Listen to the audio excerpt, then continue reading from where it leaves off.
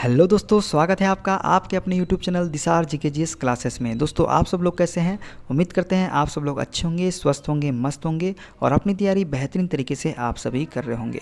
दोस्तों हम आपको इलेक्ट्रीशियन के शॉर्ट नोट्स करवा रहे हैं कौटिल्य क्लासेस के द्वारा जो प्रोवाइड की गई है, जिसमें दोस्तों हम यहाँ पे आपको सारे चैप्टर कवर करवाने वाले हैं। दोस्तों वीडियो अच्छा लगे वीडियो को लाइक कीजिए, शेयर कीजिए, कमेंट कीजिए। चैनल पर नए हैं चैनल को सब्सक्राइब जरूर कर लीजिएगा पल पल की अपडेट के लिए। दोस्तों हमसे जुड़ने के लिए आप हमारा टेलीग्राम चैनल ज्वाइन कर सकते हैं। टेलीग्राम चैनल का लिंक मैंने डिस्क्रिप्शन बॉक्स में आपको दे दिया है। चलिए दोस्तों देर ना करते हुए स्टार्ट करते हैं आज का अपना सेशन। प्रत्यावर्ती धारा सिद्धांत, एसी थ्योरी। प्रेरक की प्रतिघात एक्सएल बराबर होता है दोस्तों 2 पाई FL ओम। ठीक है दोस्तों, प्रेरक की प्रतिघात बराबर क्या होता है? एक्सएल बराबर 2 पाई FL, ये आपको याद रखना है। धारिती प्रतिघात की बात करें XC के बारे में तो ये होता है 1/2 पाई FC। ठीक है, बात करें शिखर मान की तो शिखर मान क्या होता है दोस्तों? शिखर होता है अधिकतम मान बटे RMS मान को ही हम क्या बोलते हैं? शिखर मान बोलते हैं। बात करें फॉर्म फैक्टर के बारे में तो फॉर्म फैक्टर बराबर होता है RMS मान अपॉन में औसत मान। ठीक है, AC का फॉर्म फैक्टर जो होता है दोस्तों ये होता है 1.11 तथा DC का फॉर्म फैक्टर क्या होता है? 1 होता है। ये आपको याद रखना है। बात करते हैं शक्ति या पावर के बारे में। बात करें वास्तविक शक्ति, एक्टिव शक्ति के बारे में तो ये होता है दोस्तों √3 VLIL cos थीटा और या फिर √3 VPIP cos थीटा। ये क्या होता है? वास्तविक शक्ति, एक्टिव शक्ति। ठीक है, इसका मात्रक क्या होता है? तो इसका मात्रक जो होता है ये होता है वाट। क्या होता है मात्रक इसका? वाट होता है वास्तविक शक्ति का। प्रतिघाती शक्ति या रिएक्टिव शक्ति के बारे में बात करें तो ये होता है Q बराबर √3 VLIL sin थीटा और √3 VPIP sin थीटा। ये दोनों ही आपको याद रखना है। दोनों में से कुछ भी आपको क्वेश्चन में पूछ सकता है। तो क्या होता है? √3 VLIL sin थीटा और √3 VPIP sin थीटा। इसका मात्रक क्या होता है? VAR होता है। क्या होता है? VAR होता है रिएक्टिव शक्ति का मात्रक। बात करते हैं आभासी शक्ति के बारे में तो आभासी शक्ति या अपरेंट पावर जो होती है इसका फॉर्मूला क्या होता है? ये होता है √3 VLIL या होता है √3 VPIP। इसका मात्रक क्या होता है? तो वोल्ट एम्पियर, मतलब VA जो है इसका मात्रक होता है। ठीक है, बात करते हैं शक्ति गुणक cos थीटा के बारे में तो दोस्तों cos थीटा बराबर होता है R/Z। R क्या होता है? ये हमारा एक्टिव पावर होता है। Z क्या होता है? ये हमारा अपरेंट पावर होता है। ठीक है, ये आपको याद रखना है। शक्ति गुणक का मान जो है दोस्तों 0 से 1 के मध्य होता है, ये भी आपको याद रखना है। अब शक्ति गुणक जो होता है दोस्तों, यदि शक्ति गुणक इकाई है तो वो कौन सा भार है? वो है प्रतिरोध भार। यदि शक्ति गुणक 1 हो जाता है तो उसे क्या बोलते हैं? प्रतिरोधी भार बोलते हैं। यदि शून्य पश्चगामी है तो प्रेरकत्व भार उसे हम बोलते हैं। क्या बोलते हैं? प्रेरकत्व भार। शून्य अग्रगामी है तो संधारित्र भार यह कहलाता है। ठीक है, आपको ये सभी याद रखना है। देखते हैं नेक्स्ट क्वेश्चन। अनुनाद या रेजोनेंस परिपथ की बात करें दोस्तों तो ये क्या होता है? F साइलेंट बराबर FR 1/25 √1/LC हर्ट्ज। क्या होता है? अनुनाद परिपथ ये होता है F नॉट बराबर FR = 1/25 √1/LC हर्ट्ज। यहाँ F नॉट या FR जो है ये क्या है? अनुनाद आवृत्ति है। ये आपको फॉर्मूला याद रखना है अनुनाद आवृत्ति के बारे में। ठीक है, ठीक है, देखते हैं नेक्स्ट क्वेश्चन। अनुनाद की स्थिति में क्या होता है दोस्तों? ये होता है XL बराबर XC या XL माइनस XC बराबर 0। ये अनुनाद की स्थिति में होता है। या फिर हम बोलते हैं Z बराबर R। ये कौन सी स्थिति होती है? अनुनाद की स्थिति होती है। अनुनाद की स्थिति का शक्ति गुणांक क्या होता है? तो ये होता है हमेशा इकाई। क्या होता है? इकाई होता है। अनुनाद की स्थिति में प्रतिबाधा जो होती है न्यूनतम व धारा क्या होती है? अधिकतम होती है। किस स्थिति में? अनुनाद की स्थिति में। श्रेणी अनुनाद की बात करें दोस्तों, श्रेणी अनुनाद को वोल्टेज मैग्निफिकेशन के नाम से जाना जाता है। किसको? श्रेणी अनुनाद को। श्रेणी अनुनाद परिपथ में अनुनाद आवृत्ति से पहले परिपथ कैपेसिटिव परिपथ की भांति तथा अनुनाद आवृत्ति के बाद परिपथ प्रेरकी परिपथ की भांति व्यवहार करता है या कार्य करता है। दोस्तों जब श्रेणी अनुनाद में परिपथ होता है तो अनुनाद आवृत्ति से पहले परिपथ जो है ये कैपेसिटिव परिपथ की भांति व्यवहार करता है तथा अनुनाद आवृत्ति के बाद जो है ये क्या करता है, प्रेरकी परिपथ की भांति कार्य करता है। ठीक है, किसमें, श्रेणी अनुनाद परिपथ में। देखते हैं अब विद्युत अपघट्य सेल एवं बैटरी के बारे में। तो रासायनिक ऊर्जा को विद्युत ऊर्जा में परिवर्तित करने वाले उपकरण को क्या बोलते हैं, सेल या बैटरी कहते हैं। क्या बोलते हैं, जो रासायनिक ऊर्जा को विद्युत ऊर्जा में परिवर्तित करते हैं उन्हें ही हम क्या बोलते हैं, सेल या बैटरी कहते हैं। बैटरी में प्रयुक्त इलेक्ट्रोलाइट की प्रकृति कैसी होती है दोस्तों, तो ये होती अम्लीय व अकार्बनिक होती है। किसकी, बैटरी में प्रयुक्त इलेक्ट्रोलाइट की प्रकृति। इसका ताप गुणांक क्या होता है दोस्तों, ऋणात्मक होता है। किसका, बैटरी का। बैटरी की क्षमता जो है एम्पियर घंटे में मापी जाती है, ये आपको याद रखना है। बैटरी में प्रयुक्त इलेक्ट्रोलाइट का आपेक्षिक घनत्व तो किससे मापा जाता है, तो हाइड्रोमीटर से मापा जाता है। किसका, बैटरी में प्रयुक्त इलेक्ट्रोलाइट का आपेक्षिक घनत्व। अब बात करें आप आवेशित अवस्था और अपेक्षित घनत्व के मान के बारे में दोस्तों, तो पूर्ण चार्ज की अवस्था में जो घनत्व का मान होता है ये कितना होता है, 1.25 से 1.28। कितना होता है, 1.25 से 1.28 होता है। अर्ध पूर्ण चार्ज की स्थिति में 1.20 से 1.23 होता है अपेक्षित घनत्व। किसका, बैटरी का। और डिस्चार्ज की स्थिति में क्या होता है, 1.18 से कम होता है बैटरी का अपेक्षित घनत्व। बैटरी के श्रेणीक्रम संयोजन द्वारा वोल्टता का मान बढ़ाया जाता है। किसके द्वारा, अगर हम बैटरी को श्रेणीक्रम में जोड़ते हैं तो क्या बढ़ेगी, वोल्टता बढ़ेगी, मतलब वोल्टेज का मान बढ़ेगा। और यदि हम समांतर क्रम में संयोजन द्वारा जोड़ते हैं तो धारा का मान बढ़ाया जाता है। किसमें, समांतर क्रम संयोजन में। बात करें ट्रिकल चार्जिंग के बारे में दोस्तों, तो यह एक बैटरी को तरोताज़ा करने की विधि होती है। ट्रिकल चार्जिंग जो होती है यह एक बैटरी को तरोताज़ा करने की विधि होती है तथा इसमें बैटरी को अल्प धारा अधिक समय के लिए दी जाती है। अल्प धारा दी जाती है अधिक समय के लिए ट्रिकल चार्जिंग में। बात करते हैं बकलिंग दोष के बारे में, तो यह दोष मुख्यतः लेड एसिड सेल का है। जो बकलिंग दोष होता है दोस्तों ये किस में होता है, तो ये लेड एसिड सेल में होता है बकलिंग दोष। यह दोष बैटरी को अधिक विद्युत धारा की दर से आवेशित व निरावेशित करने के कारण उत्पन्न होता है। ये किस लिए उत्पन्न होता है, तो यह दोष जो उत्पन्न होता है बैटरी को अधिक विद्युत धारा की दर से आवेशित व निरावेशित करने के कारण उत्पन्न होता है। कौन सा दोष, बकलिंग दोष। बकलिंग दोष के कारण ही दोस्तों बैटरी की प्लेटें मुड़ जाती है। किस दोष के कारण मुड़ती है, याद रखना है आपको, क्वेश्चन पूछ सकता है बैटरी की प्लेटें किस कारण से या किस दोष के कारण मुड़ जाती है, तो वो है बकलिंग दोष। बकलिंग दोष के कारण ही बैटरी की प्लेटें मुड़ जाती है। देखते हैं आगे और क्या है। लेड एसिड बैटरी को अधिक समय तक उपयोग में नहीं लेने के कारण इसमें सल्फेशन दोष उत्पन्न हो जाता है। यदि हम लेड एसिड बैटरी को अधिक समय तक उपयोग नहीं लेते हैं दोस्तों तो कौन सा दोष उत्पन्न होता है, सल्फेशन दोष उत्पन्न होता है। लेड एसिड बैटरी में अशुद्धियों के कारण सेडिमेंटेशन दोष उत्पन्न हो जाता है। कौन सा, अशुद्धियों के कारण कौन सा होता है, सेडिमेंटेशन दोष उत्पन्न हो जाता है। ईसीई का पूरा नाम जो होता है विद्युत रासायनिक तुल्यांक तथा इसका मात्रक जो होता है ग्राम प्रति कूलाम होता है। किसका मात्रक, विद्युत ईसी का पूरा नाम और ईसी का मात्रक क्या होता है, ग्राम प्रति कूलाम होता है। विद्युत लेपन या इलेक्ट्रोप्लेटिंग में डीसी विद्युत सप्लाई की आवश्यकता होती है।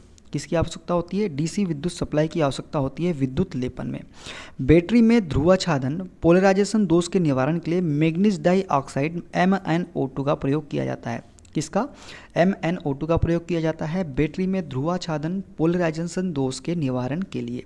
सेल या बैटरी जो है ये फैराडे के विद्युत अपघटन के नियम पर कार्य करते हैं। जो सेल और बैटरी होते हैं ये किस नियम पर कार्य करते हैं, तो फैराडे के विद्युत अपघटन के नियम पर कार्य करते हैं। फैराडे का विद्युत अपघटन का प्रथम नियम क्या बोलता है, मुक्त हुए पदार्थ की मात्रा इलेक्ट्रोलाइट्स में से प्रवाहित धारा व समय के गुणनफल के समानुपाती होती है। मतलब जो फैराडे का विद्युत अपघटन का प्रथम नियम है ये क्या बोलता है, मुक्त हुए पदार्थ की मात्रा जो है इलेक्ट्रोलाइट्स में से प्रभावित धारा व समय के गुणनफल के समानुपाती होती है। अर्थात M समानुपाती I/T, या हम बोल सकते हैं M बराबर ZIT। ठीक है।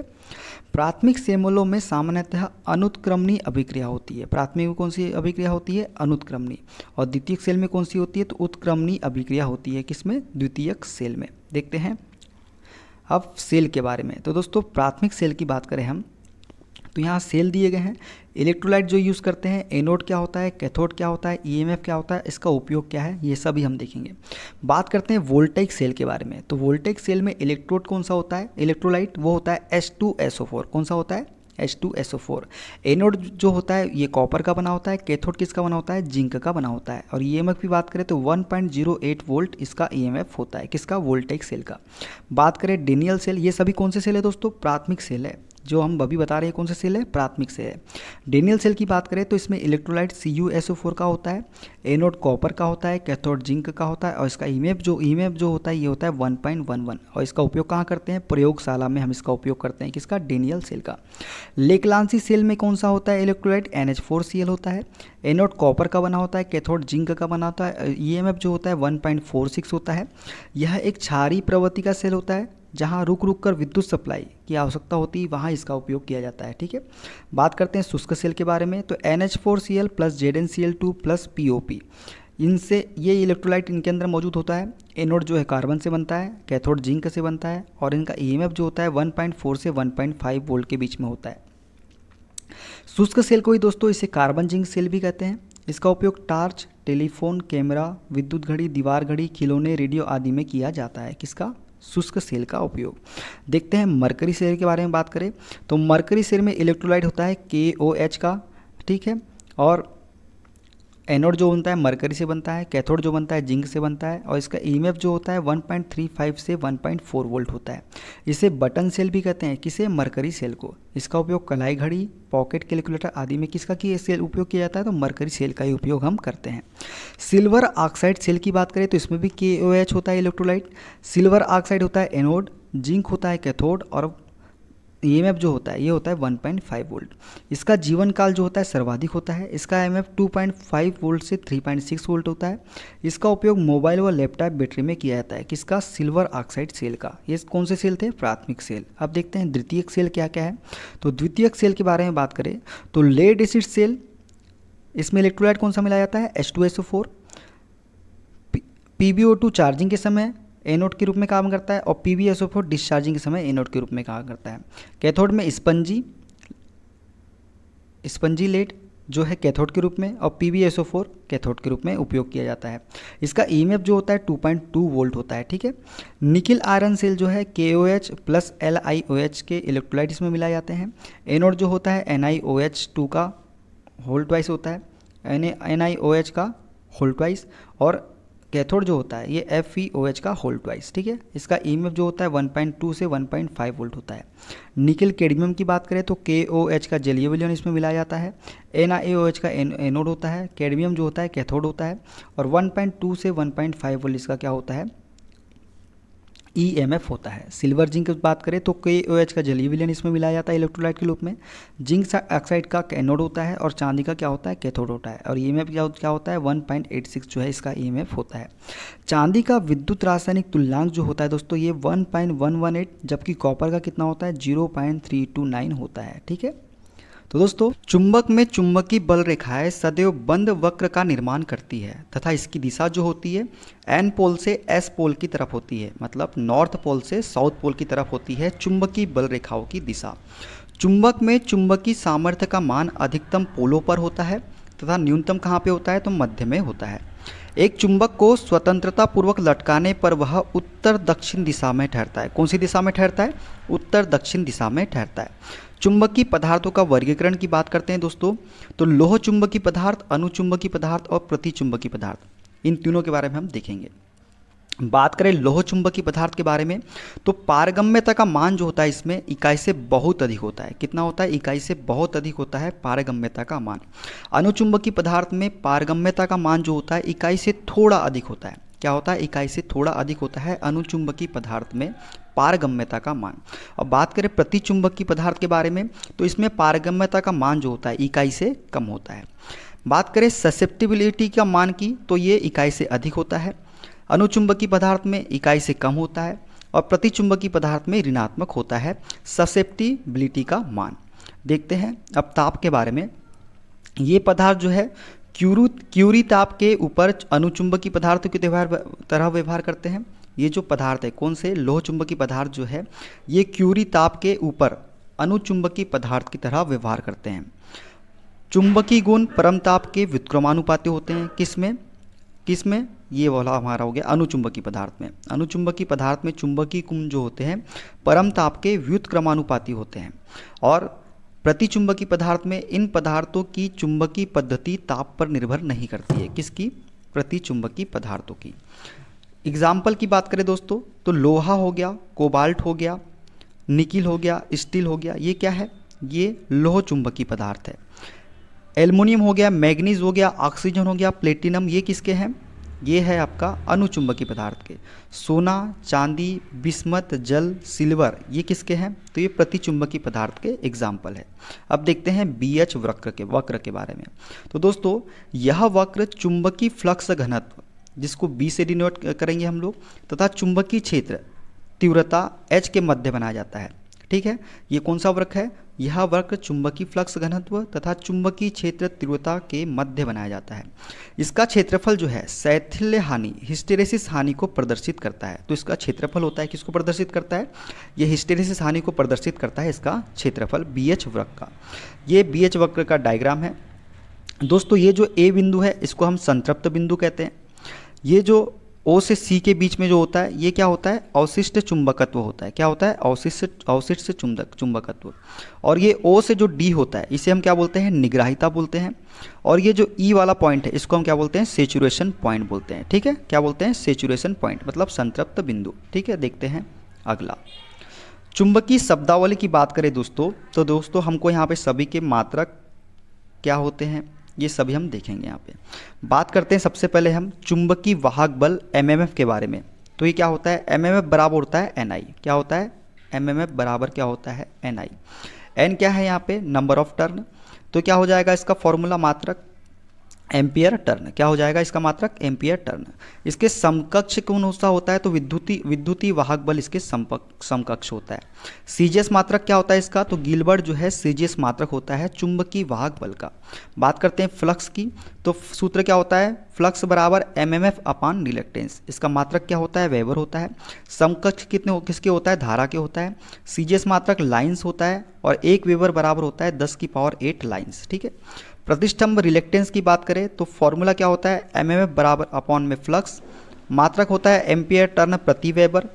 किसके समकक्ष होता है? तो प्रतिरोध के समकक्ष होता है। और प्रतिष्ठंभ का अन्य मात्रक प्रति हेनरी होता है। क्या होता है? प्रति हेनरी होता है प्रतिष्ठंभ का अन्य मात्रक। पारगम्यता की बात करें तो ये होता है 1 अपॉन में प्रतिष्ठंभ। इसका मात्रक जो होता है वेबर प्रति एम्पियर टर्न होता है। किसके समकक्ष होता है? चालकत्व के। चालकत्व क्या होता है? समकक्ष होता है। पारगम्यता प्रतिष्ठंभ की व्युत्क्रमानुपाती होती है तथा इसका मात्रक जो होता है क्या होता है? हेनरी होता है। बात करें परमिटिविटी की तो ये किसके समकक्ष होता है? चालकता के। ठीक है, चुंबकीय फ्लक्स घनत्व की बात करें तो इसका फॉर्मूला होता है फ्लक्स अपॉन में A, फाई अपॉन में A। और फॉर्मूला क्या होता है? वेबर प्रति मीटर स्क्वायर या फिर टेस्ला। ठीक है, विद्युतीय फ्लक्स घनत्व के ये समकक्ष होता है। और CGS मात्रक की बात करें दोस्तों तो CGS मात्रक क्या होता है? गॉस होता है इसका। 1 टेस्ला बराबर क्या होता है? 10⁴ गॉस। ठीक है, चुंबकीय क्षेत्र तीव्रता की बात करें तो फॉर्मूला होता है MMF अपॉन में L। फॉर्मूला ये हो गया। इसका सूत्र जो होता है ये होता है एम्पियर प्रति मीटर। क्या होता है? एम्पियर प्रति मीटर होता है मात्रक। ये किसके समकक्ष होता है? तो विद्युतीय क्षेत्र तीव्रता के समकक्ष होता है। रिलेक्टिविटी क्या होता है? 1 अपॉन में पारगम्यता। और एक किसके समकक्ष होता है? तो प्रतिरोधकता के समकक्ष होता है। अब देखते हैं हम लोग प्रत्यावर्तक अल्टरनेटर के बारे में। सिंक्रोनस गति पर गति करते हुए यांत्रिक ऊर्जा को विद्युत ऊर्जा में परिवर्तित करने वाली युक्ति क्या कहलाती है? प्रत्यावर्तक या फिर अल्टरनेटर। प्रत्यावर्तक की क्षमता जो होती है किस में होती है? KVA में होती है। ठीक है, ट्रांसफार्मर की क्षमता भी किस में होती है? KVA में होती है। ये भी आपको याद रखना है। प्रत्यावर्तक एक डबल एक्साइटेड मशीन होती है तथा इसमें सामान्यतः स्लिप रिंग जो किससे निर्मित होती है? ब्रॉन्ज फॉस्फर ब्रॉन्ज से, मतलब ब्रॉन्ज फॉस्फर से निर्मित होती है। और इनकी संख्या कितनी होती है? स्लिप रिंग की 2 संख्या होती है। तो ये भी आपको याद रखना है। अल्टरनेटर एक डबल एक्साइटेड मशीन होती है। इसमें सामान्यतः स्लिप रिंग की संख्या कितनी होती है? 2 होती है। और स्लिप रिंग किससे निर्मित होती है? फॉस्फर ब्रॉन्ज से निर्मित होती है। ठीक है, प्रत्यावर्तक जो है दोस्तों ये फैराडे के विद्युत चुंबकीय प्रेरण के सिद्धांत पर कार्य करता है। कौन सा? प्रत्यावर्तक जो है फैराडे के विद्युत चुंबकीय प्रेरण के सिद्धांत पर कार्य करता है। अब देखते हैं प्रत्यावर्तक के प्रकार कौन कौन से हैं। तो दोस्तों पहला है बेलनाकार प्रत्यावर्तक। इसमें पोल की संख्या कितनी होती है? 2 होती है। इसकी गति कितनी होती है? 3000 RPM होती है। थर्मल तथा न्यूक्लियर शक्ति संयंत्र में इसका प्रयोग किया जाता है। किसका? बेलनाकार प्रत्यावर्तक या नॉन सेलिएंट अल्टरनेटर का। आकार की बात करें तो इसकी लंबाई अधिक होती है और व्यास छोटा होता है। ठीक है, देखते हैं सेलिएंट प्रत्यावर्तक तो इसकी जो गति होती है दोस्तों ये होती है 300 से 500 आरपीएम। हाइड्रो शक्ति संयंत्र में इसका प्रयोग किया जाता है और इसका आकार जो होता है इसमें लंबाई कम होती है, व्यास अधिक होता है। बेलनाकार में क्या होता था, लंबाई अधिक और व्यास कम। इसमें क्या होता है, लंबाई कम और व्यास अधिक। ये आपको याद रखना है, इसमें कन्फ्यूजन नहीं होना है। प्रत्यावर्तक में आर्मेचर प्रतिक्रिया के प्रभाव की बात करें दोस्तों, यदि दोस्तों अल्टरनेटर का शक्ति गुणक इकाई है तो ये क्या होगा, अल्टरनेटर सामान्य उत्तेजित होगा। और जो आर्मेचर प्रतिक्रिया प्रभाव क्या हो जाएगा, क्रॉस मैग्नेटाइजिंग होगा। क्या होगा, क्रॉस मैग्नेटाइजिंग। अगर शक्ति गुणक शून्य अग्रगामी है तो क्या होगा, अल्टरनेटर निम्न उत्तेजित होगा और इसका आर्मेचर प्रतिक्रिया प्रभाव क्या हो जाएगा, इसे हम बोलेंगे मैग्नेटाइजिंग। अगर शून्य पश्चिगामी है तो ये क्या कहलाएगा, अति उत्तेजित। और क्या हो जाएगा इसका आर्मेचर प्रतिक्रिया प्रभाव, डीमैग्नेटाइजिंग। ठीक है, इसके जस्ट उल्टा किस में होता है, तुल्यकालिक मोटर में होता है। अगर इकाई है तो सामान्य उत्तेजित, शून्य अग्रगामी है तो अति उत्तेजित और शून्य पश्चगामी है तो निम्न उत्तेजित। ये तुल्यकालिक मोटर में होता है। ठीक है, चलो देखते हैं प्रत्यावर्तक वोल्टता नियम के बारे में। अल्टरनेटर वोल्टेज रेगुलेशन का फॉर्मूला जो होता है ये क्या हो जाएगा, VNL minus VFL upon VFL into 100। क्या होता है, प्रत्यावर्तक वोल्टता नियम का ये फॉर्मूला आपको याद रखना है। अब वोल्टता नियम की जो विधियां है दोस्तों कौन कौन सी है वो देखते हैं। वोल्टता नियमन की विधियां है दोस्तों, पहली है EMF विधि। इसका अन्य नाम क्या है, सिंक्रोनस प्रतिबाधा विधि भी बोलते हैं इसको। किसको बोलते हैं, EMF विधि को सिंक्रोनस प्रतिबाधा विधि भी बोलते हैं। यह एक निराशावादी विधि होती है। अगर क्वेश्चन पूछ ले निराशावादी विधि कौन सी है तो EMF विधि जो होती है निराशावादी विधि होती है। दूसरी है दोस्तों MMF विधि। इसका अन्य नाम क्या है, पोर्टियर त्रिभुज विधि। इसका अन्य नाम क्या है, पोर्टियर त्रिभुज विधि। यह एक आशावादी विधि होती है। कौन सी, आशावादी विधि होती है MMF विधि। ठीक है, शून्य गणक विधि की बात करें दोस्तों, ZPPT विधि। इसका अन्य नाम क्या होता है तो पोर्टियर त्रिभुज विधि होता है। और अल्टरनेटर में वोल्टता नियम ज्ञात करने की सबसे बेस्ट विधि कौन सी होती है, यही विधि होती है शून्य शक्ति गुणक विधि, जिसे ZPPT विधि भी कहते हैं। ठीक है, अब देखते हैं अल्टरनेटर का तुल्यांकीकरण। तो दोस्तों इसके लिए शर्तें क्या है, फेज शर्तें और फेज क्या है, तो इस दोस्तों अनुक्रम समान होना चाहिए, फेज अनुक्रम समान होना चाहिए, आवृत्ति समान होनी चाहिए, ये इसकी शर्तें हैं। अल्टरनेटर के समांतर संयोजन के लिए सभी अल्टरनेटर की केवीए क्षमता बराबर होना अनिवार्य नहीं है। ठीक है, यदि हम समांतर संयोजन के लिए हम अल्टरनेटर लेते हैं तो उनकी केवीए क्षमता जो है ये बराबर होना अनिवार्य नहीं है। अनिवार्य क्या है, उनका अनुक्रम समान होना चाहिए, फेज अनुक्रम, और आवृत्ति समान होनी चाहिए। ठीक है, तुल्यकारण की विधियाँ देखें दोस्तों, तुल्य की कारण की विधियाँ जो है ये होती है डार्क लैंप विधि पहली, दूसरी होती है ब्राइट लैंप विधि, तीसरी होती है डार्क ब्राइट लैंप विधि, और एक होती है सिंक्रोस्कोप विधि। तुल्यकारीकरण की सबसे बेस्ट विधि होती है कौन सी, सिंक्रोस्कोप विधि। अब देखेंगे नेक्स्ट हम परिणामित ट्रांसफार्मर के बारे में देखेंगे दोस्तों, इंपॉर्टेंट पॉइंट्स। ठीक है, जिसमें स्टेप अप ट्रांसफार्मर जो होता है इसमें क्या होता है, N2 का मान N1 से ज़्यादा होता है और ट्रांसफॉर्मेशन अनुपात का मान जो होता है 1 से अधिक होता है। क्या होता है, 1 से अधिक होता है K का मान, और N2 का मान होता है N1 से ज़्यादा। स्टेप डाउन ट्रांसफार्मर में क्या होता है, N1 का मान N2 से ज़्यादा होता है और ट्रांसफॉर्मेशन अनुपात जो होता है इसका मान 1 से कम होता है। आइसोलेशन ट्रांसफार्मर में ट्रांसफॉर्मेशन अनुपात कितना होता है, 1:1 होता है। ये अभी आपको याद रखना है। उच्च आवृत्ति पर कार्यरत ट्रांसफार्मर की कोर फेराइट या वायु क्रोट से निर्मित होती है। जो उच्च आवृत्ति पर कार्यरत ट्रांसफार्मर होते हैं उनकी जो कोर होती है वो किससे निर्मित होती है, फेराइट या वायु क्रोट से निर्मित होती है। ट्रांसफार्मर स्थैतिक युक्ति होने के कारण इसमें घर्षण हानियाँ शून्य होती है। ट्रांसफार्मर में घर्षण हानियाँ बिल्कुल नहीं होती है। क्यों, क्योंकि यह एक स्थैतिक युक्ति होने के कारण। ट्रांसफार्मर जो है अन्योन्य प्रेरण के सिद्धांत पर कार्य करता है। ठीक है, ट्रांसफार्मर किस सिद्धांत पर कार्य करता है, अन्योन्य प्रेरण के सिद्धांत पर। और एक होता है ऑटो ट्रांसफार्मर जो स्व प्रेरण के सिद्धांत पर कार्य करता है। ट्रांसफार्मर की कोर जो है सिलिकॉन स्टील की बनी होती है। ट्रांसफार्मर का आंतरिक प्रतिरोध क्या होता है, अनंत होता है। ट्रांसफार्मर का आंतरिक प्रतिरोध क्या होता है, अनंत होता है। ठीक है, ट्रांसफार्मर जो है वोल्टता व धारा में परिवर्तन करता है तथा इसमें आवृत्ति, शक्ति व वोल्टता प्रति टर्न नियम क्या होते हैं, नियत होते हैं, मतलब कांस्टेंट होते हैं। ये किस में परिवर्तन करता है, वोल्टता व धारा में परिवर्तन करता है। इसमें नियत क्या क्या होते हैं, आवृत्ति होती है, शक्ति होती है, वोल्टता प्रति टर्न नियम जो है ये कांस्टेंट होते हैं। ट्रांसफार्मर में उत्पन्न ध्वनि को हम कहते हैं तथा यह मैग्नेटोस्ट्रिक्शन प्रभाव के कारण उत्पन्न होती है। कौन से प्रभाव के कारण उत्पन्न होती है हम ध्वनि, ये होती है मैग्नेटोस्ट्रिक्शन प्रभाव के कारण उत्पन्न होती है हम ध्वनि। ट्रांसफार्मर जो है दोस्तों केवल AC पर कार्य करता है। किस पे कार्य करता है, केवल एसी पर कार्य करता है। यदि इसे डीसी सप्लाई से जोड़ दिया जाए तो इसकी प्राथमिक वाइंडिंग क्या हो जाएगी, जल जाएगी। क्या जाएगी, हो जाएगी, प्राथमिक वाइंडिंग जल जाएगी यदि इसे डीसी सप्लाई से जोड़ दिया जाए तो। ट्रांसफार्मर वाइंडिंग में उत्पन्न ईएमएफ स्थैतिक ईएमएफ कहते हैं। जो ट्रांसफार्मर वाइंडिंग में उत्पन्न ईएमएफ होता है वो कैसा होता है, स्थैतिक ईएमएफ होता है। जबकि जनरेटर की बात करें तो इसमें आर्मेचर वाइंडिंग में उत्पन्न ईएमएफ कैसा होता है, गतिशील ईएमएफ होता है। ट्रांसफार्मर का ईएमएफ समीकरण क्या होता है, ई आर एम एस बराबर 4.45 एम एफ एन। क्या होता है ये ट्रांसफार्मर का समीकरण, क्या होता है, ई आर एम एस बराबर 4.445 एम एफ एन। ये ट्रांसफार्मर का ईएमएफ समीकरण है। ट्रांसफार्मर में मुख्य फ्लक्स जो है, लीकेज फ्लक्स का मान सप्लाई व आवृत्ति पर निर्भर करता है। जो मुख्य फ्लक्स होता है इसका मान किस पर निर्भर करता है, सप्लाई व आवृत्ति पर निर्भर करता है। जबकि लीकेज फ्लक्स का मान किस पर करता है, भार धारा पर, लोड करंट पर निर्भर करता है लीकेज फ्लक्स का मान। ठीक है, अब बात करते हैं आदर्श ट्रांसफार्मर के बारे में। तो आदर्श ट्रांसफार्मर की दक्षता जो होती है कितनी होती है, 100% होती है। वोल्टता नियमन शून्य होता है। कोर की पारगम्यता अनंत व प्रतिष्ठंभ क्या होता है, शून्य होता है। कोर की पारगम्यता क्या होती है, अनंत होती है। वो प्रतिष्ठंभ क्या होता है, शून्य होता है।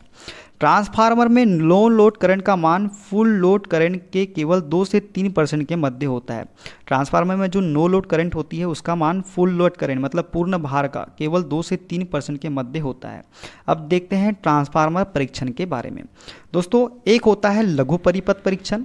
इसमें कॉपर हानियाँ ज्ञात किया जाता है। कौन सी हानि ज्ञात की जाती है, कॉपर हानि ज्ञात की जाती है ट्रांसफार्मर में लघु परिपथ परीक्षण के द्वारा। एक होता है खुला परिपथ परीक्षण। इसमें आयरन हानियाँ, कोर हानियाँ ज्ञात करने के लिए हम किस परीक्षण का उपयोग करते हैं, खुला परिपथ परीक्षण का उपयोग करते हैं। एक और होता है संपनर परीक्षण, जिसे हम बैक टू बैक परीक्षण भी कहते हैं। ये तापमान वृद्धि व दक्षता ज्ञात करने के लिए हम कौन सा परीक्षण करते हैं, संपनर परीक्षण या फिर बैक टू बैक परीक्षण का प्रयोग करते हैं ट्रांसफार्मर में। अब देख लेते हैं हानियों के बारे में। तो हानियाँ 2 प्रकार की होती है दोस्तों। एक होती है स्थिर हानियाँ या इसे हम स्ट्रे हानियाँ भी बोलते हैं, और एक होती है परिवर्तित हानियाँ जिसे हम कॉपर हानियाँ भी बोलते हैं। स्थिर हानियाँ जो है ये दोस्तों भार पर निर्भर नहीं करती है। किस पर निर्भर नहीं करती है, भार पर निर्भर नहीं करती है। परिवर्तित हानियाँ जो है ये भार पर निर्भर करती है। आगे इसका भार निर्भर करती है किसका नाम, भार पर। अगर भार हम बढ़ाएंगे तो कॉपर हानियाँ बढ़ेगी, भार हम घटाएंगे तो कॉपर हानियाँ भी घटेगी।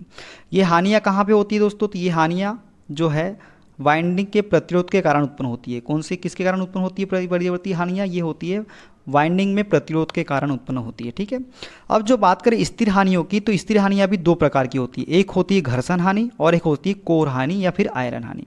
घर्षण हानियाँ ट्रांसफार्मर में इसका मान शून्य होता है, क्योंकि ट्रांसफार्मर में घर्षण हानियाँ नहीं होती है। घर्षण हानियाँ किस में होती है, सिर्फ मशीनों में होती है घर्षण हानियाँ। अब होती है कोर हानि, और कोर हानि या आयरन हानि की बात करें तो ये भी 2 प्रकार की होती है दोस्तों। एक होती है भंवर धारा हानि जिसे हम एडी करंट हानि बोलते हैं, और एक होती है हिस्टेरेसिस हानि। क्या होता है भंवर धारा हानि, इसके निवारण के लिए हम किसका उपयोग करते हैं, तो लेमिनेटेड क्रोड का हम प्रयोग करते हैं। किसके निवारण के लिए, भंवर धारा हानि के निवारण के लिए। और एक होती है हिस्टेरेसिस हानि, इसके निवारण के लिए हम किसका उपयोग करते हैं, तो निम्न हिस्टेरेसिस गुणांक के पदार्थ का, निम्न हिस्टेरेसिस गुणांक वाले पदार्थ का प्रयोग करते हैं हिस्टेरेसिस हानि को कम करने के लिए। ठीक है, अब हिस्टेरेसिस हानि का फॉर्मूला क्या होता है, ये होता है दोस्तों WN बराबर KF/BM 1.6V। कितना होता है, KF/BM 1/6V। एडी धारा हानि का फॉर्मूला क्या होता है, WE बराबर KF²BM²T²। ठीक है, क्या होता है, KF²BM²T² जो है एडी धारा हानि का फॉर्मूला है। वोल्टता नियमन वोल्टेज रेगुलेशन क्या होता है, VNL माइनस VPL या VPL या VFL ठीक है इंटू 100। ट्रांसफार्मर अधिकतम दक्षता की शर्त क्या है कि ताम्र हानि और आयरन हानि यदि बराबर है तो ट्रांसफार्मर की दक्षता क्या होगी, अधिकतम होगी। ट्रांसफार्मर की दक्षता कितनी होती है, ये होती है 95 से 98% के मध्य होती है। कितनी होती है, 95 से 98% के मध्य होती है ट्रांसफार्मर की दक्षता। वितरण ट्रांसफार्मर की अधिकतम दक्षता पूर्ण भार के 50% पर प्राप्त होती है। ठीक है, वितरण ट्रांसफार्मर की अधिकतम दक्षता पूर्ण भार के 50% पर प्राप्त होती है। ठीक है, वितरण ट्रांसफार्मर में किसका उपयोग किया जाता है, तो डेल्टा स्टार का, ये भी आपको याद रखना है, डेल्टा स्टार का उपयोग करते हैं वितरण ट्रांसफार्मर में। वितरण ट्रांसफार्मर कैसा है, एक स्टेप डाउन ट्रांसफार्मर होता है। कौन सा ट्रांसफार्मर होता है, step down transformer. Step down transformer मतलब जिसमें N1 की संख्या N2 से ज़्यादा होती है, वही हमारा क्या होता है, स्टेप डाउन ट्रांसफार्मर होता है।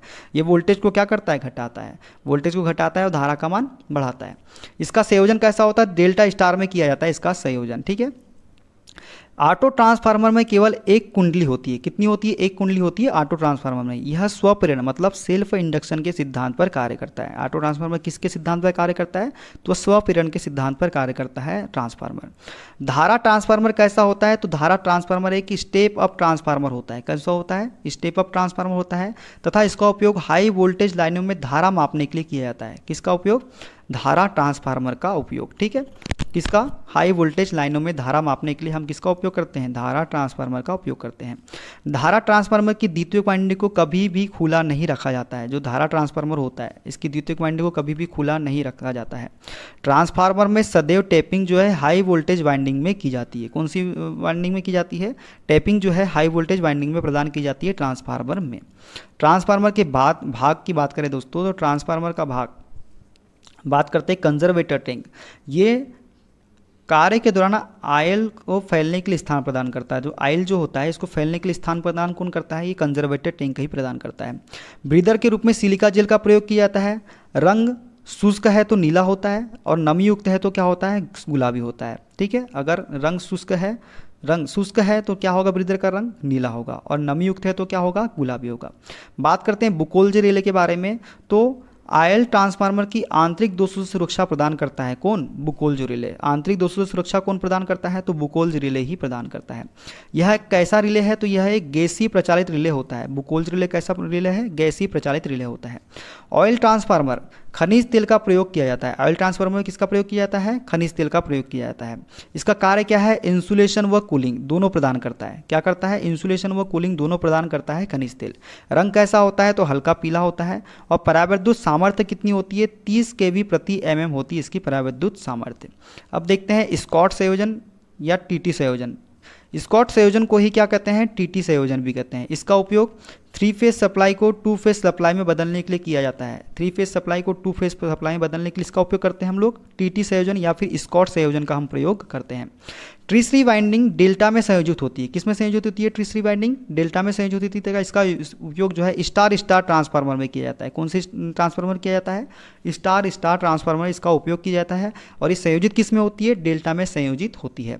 ट्रांसफार्मर के समांतर संयोजन के लिए समान केवीए रेटिंग होना आवश्यक नहीं होता है। ठीक है, ट्रांसफार्मर की अगर समांतर संयोजन करना है हमको तो समान केवीए रेटिंग होना आवश्यक नहीं होता है। अच्छा, एक चीज़ और बताइए आप कि जो हमने पढ़े थे कौन सा? ये परीक्षण के बारे में। तो लघु परिपथ परीक्षण में जो वाइंडिंग जुड़ी होती है वो कौन से साइड में जुड़ी होती है? लो वोल्टेज में जुड़ी होती है, हाई वोल्टेज में जुड़ी होती है। तो लघु परिपथ परीक्षण में जो वाइंडिंग हम जोड़ते हैं वो किस में जोड़ते हैं? वो जोड़ते हैं लो वोल्टेज वाइंडिंग में। लो वोल्टेज में जुड़ी होती है, लो वोल्टेज साइड में जुड़ी होती है। किसको? लघु परिपथ परीक्षण जब करते हैं तो लघु परिपथ किसको करते हैं? लो वोल्टेज वाइंडिंग को करते हैं। और खुले परिपथ में जब परीक्षण करते हैं तो हाई वोल्टेज वाइंडिंग में खुला परिपथ परीक्षण किया जाता है। कौन सी साइड में? हाई वोल्टेज साइड में। हाई वोल्टेज साइड में खुला परिपथ परीक्षण किया जाता है। लो वोल्टेज साइड में लघु परिपथ परीक्षण किया जाता है। ये आपको याद रखना है। ठीक है, चलिए देखते हैं आगे। एकल कला प्रेरण मोटर, सिंगल फेज मोटर। बात करें सिंगल फेज मोटर की दोस्तों, तो सिंगल फेज मोटर जो होती है सेल्फ स्टार्ट मोटरें नहीं होती है, क्योंकि इसका स्टार्टिंग बलागुण क्या होता है? निम्न या शून्य होता है। इसी वजह से क्या होती है? सेल्फ स्टार्ट नहीं होती है। सिंगल फेज मोटर सामान्यतः 0.6 लैगिंग शक्ति गुणक पर कार्य करती है। कितने लैगिंग गुणक पर कार्य करती है? 0.6 लैगिंग शक्ति गुणक पर कार्य करती है सिंगल फेज मोटर।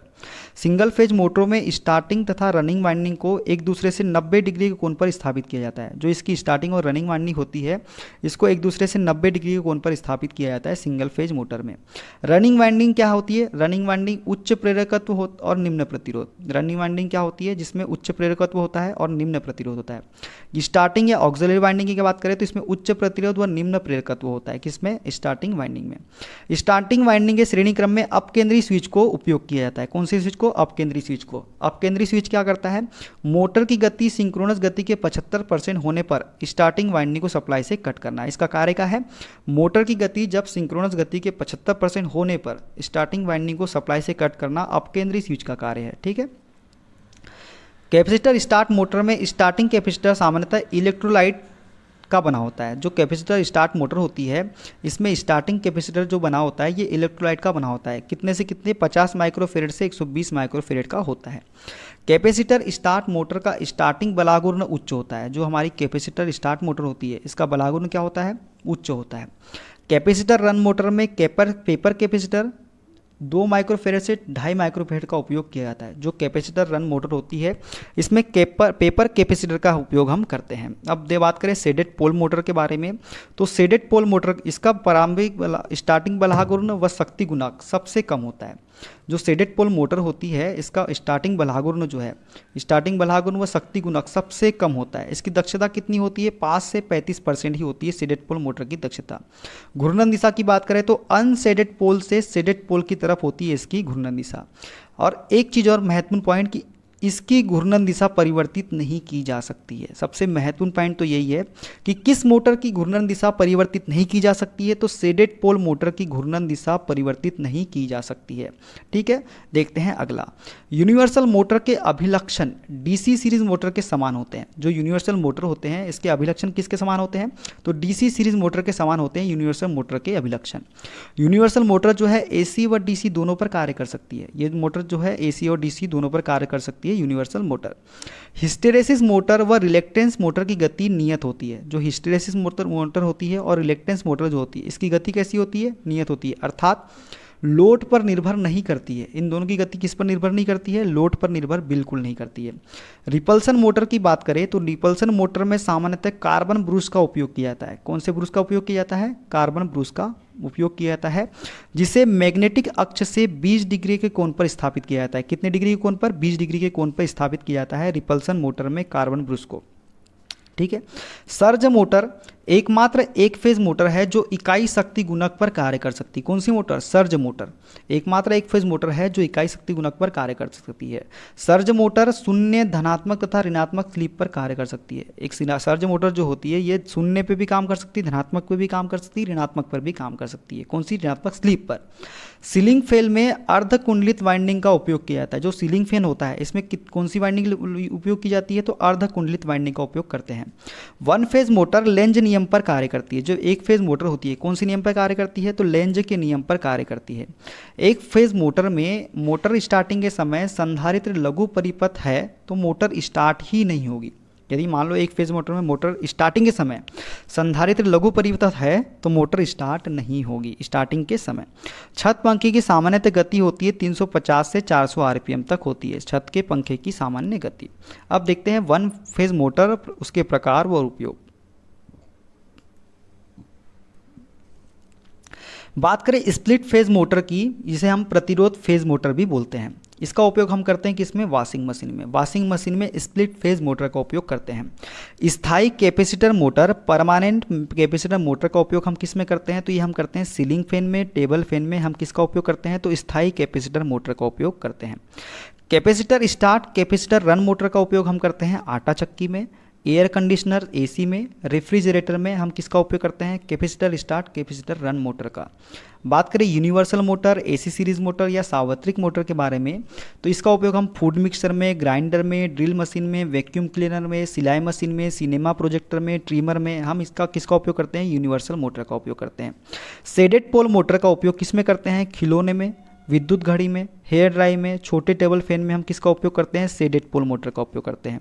बात करें हिस्टेरेसिस मोटर के बारे में दोस्तों, तो इसका उपयोग हम टेप उपकरण, रिकॉर्डिंग उपकरण में, फोनोग्राफ में, घरों में प्रयुक्त विद्युत घड़ी में हम किसका उपयोग करते हैं, हिस्टेरेसिस मोटर का उपयोग करते हैं। प्रतिष्ठम्भ मोटर या रिलेक्टेंस मोटर, इसका हम उपयोग करते हैं सिग्नलिंग में और टाइमिंग डिवाइस में हम किसका उपयोग करते हैं, प्रतिष्ठम्भ मोटर का उपयोग करते हैं। ठीक है, 3 फेज प्रेरण मोटर सेल्फ स्टार्ट मोटर होती है क्योंकि इसका प्रारंभिक बलागुर्ण क्या होता है, उच्च होता है। अपने प्रारंभिक बलागुर्ण उच्च होने के कारण ये मोटर क्या होती है, सेल्फ स्टार्ट होती है। 3 फेज मोटरों का प्रारंभिक बलागुर्ण जो है सप्लाई वोल्टेज के वर्ग के समानुपाती होता है। जो 3 फेज मोटर है इनका प्रारंभिक बलागुर्ण जो होता है ये सप्लाई वोल्टेज के वर्ग के समानुपाती होता है, अर्थात T समानुपाती V²। बात करें 3 फेज मोटर प्रेरण मोटर के बारे में, तो 3 फेज प्रेरण मोटर जो है ये लैगिंग शक्ति गुणक 0.8 लेगिंग पर कार्य करती है। कितनी करती है? 0.8 लेगिंग पर कार्य करती है 3 फेज प्रेरण मोटर। स्लिप की बात करें तो स्लिप का जो सूत्र है दोस्तों इसमें यह है सिंक्रोनस गति माइनस रोटर गति डिवाइडेड बाय सिंक्रोनस गति, NS माइनस NR अपॉन में NS जो है ये स्लिप का फार्मूला है। प्रेरण मोटर में सामान्यतः स्लिप का मान जो होता है ये 2 से 5% तक होता है। कितना होता है? 2 से 5% तक होता है। स्टार्टिंग के समय स्लिप का मान क्या होता है? तो स्टार्टिंग के समय स्लिप का मान होता है इकाई। प्रेरण मोटर में स्लिप का मान शून्य होने पर मोटर कार्य करना बंद कर देती है। जो प्रेरण मोटर है अगर इसमें स्लिप का मान शून्य है तो मोटर जो है ये कार्य करना बंद कर देगी, अर्थात मोटर रुक जाएगी। दोस्तों मोटरिंग मोड में स्लिप का मान जो होता है ये 0 से बड़ा, बराबर और 1 से बड़ा क्या होगा? 0 से बड़ा या बराबर, 1 से छोटा या फिर बराबर होता है मोटरिंग मोड में स्लिप का मान।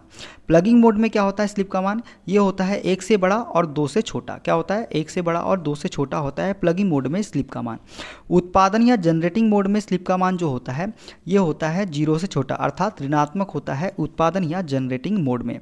रोटर में उत्पन्न प्रेरित विद्युत बहाल की आवृत्ति क्या होती है? FR माइनस FR बराबर स्लिप इंटू सप्लाई आवृत्ति बराबर SF के। क्या होती है? उत्पन्न प्रेरित विद्युत बल की आवृत्ति ये होती है स्लिप इंटू सप्लाई आवृत्ति बराबर SF। ठीक है। 3 फेज सप्लाई में क्या होता है? 3 फेज सप्लाई में किन्हीं 2 फेज को परस्पर बदलकर प्रेरण मोटर की दिशा परिवर्तित की जा सकती है। जो 3 फेज सप्लाई है इसमें क्या करते हैं? 2 फेज को आपस में बदलकर प्रेरण मोटर की दिशा हम परिवर्तित कर सकते हैं। 3 फेज प्रेरण मोटर का कार्य सिद्धांत जो है ट्रांसफार्मर के समान होता है। जिसका कार्य सिद्धांत होता है किसके समान होता है? ये ट्रांसफार्मर के समान होता है 3 फेज प्रेरण मोटर का कार्य सिद्धांत। डबल केज वाउंड रोटर की संरचना, ये है डबल केज वाउंड रोटर की संरचना। इसमें देखते हैं ये वाला जो भाग है ये क्या है? बाह्य फेज है, उच्च प्रतिरोध होता है इसका और निम्न प्रेरकत्व होता है। जो बाह्य फेज होता है इसका क्या होता है? उच्च प्रतिरोध होता है व निम्न प्रेरकत्व होता है। आंतरिक फेज में इसका होता है निम्न प्रतिरोध व उच्च प्रेरकत्व। क्या होता है? आंतरिक फेज में निम्न प्रतिरोध होता है और उच्च प्रेरकत्व होता है। प्रेरण मोटर में स्टार्टिंग धारा मोटर के पूर्ण लोड की लगभग 5 से 6 गुना होती है। जो प्रेरण मोटर है इसमें स्टार्टिंग धारा जो होती है मोटर के पूर्ण लोड की लगभग 5 से 6 गुना होती है। पिंजरा प्रारूपी प्रेरण को स्टार्ट करने के लिए DOL स्टार्टर क्या होता है? डायरेक्ट ऑनलाइन स्टार्टर 5 HP तक इसका इस्तेमाल हम करते हैं। स्टार डेल्टा स्टार्टर इसका इस्तेमाल हम 200 HP तक करते हैं तथा ऑटो ट्रांसफार्मर स्टार्टर का उपयोग जो है किया जाता है पिंजरी प्रारूप प्रेरण मोटर को स्टार्ट करने के लिए।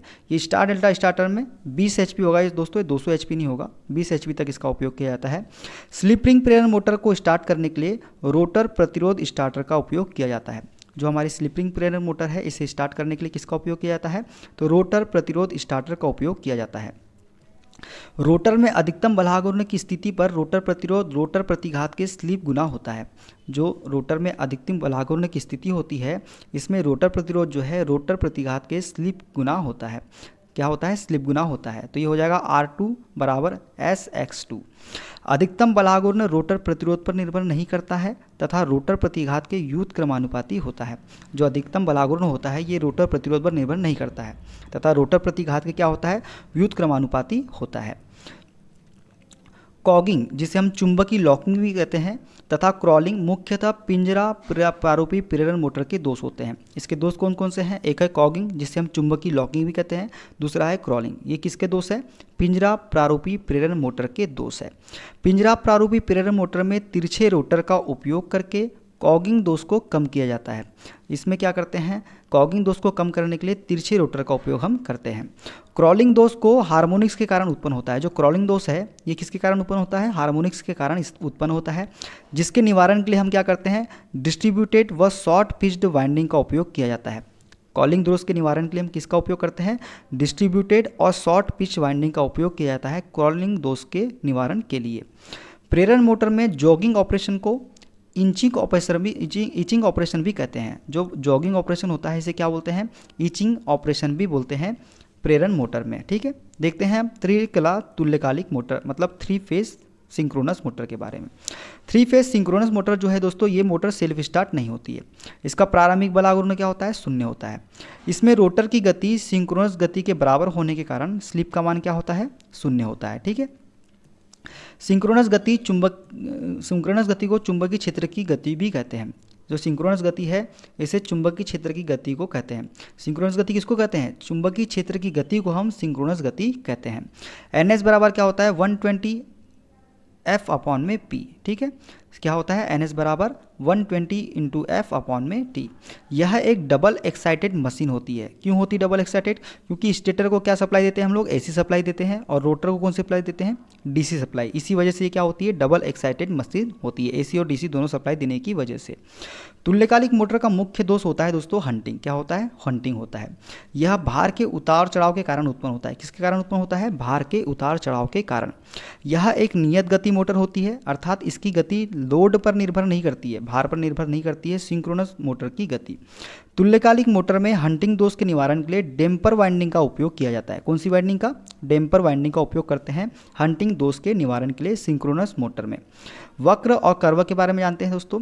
तो वी वक्र में आर्मेचर धारा व फील्ड धारा के मध्य बनाया जाता है। वी वक्र किसके द्वारा बनाया जाता है?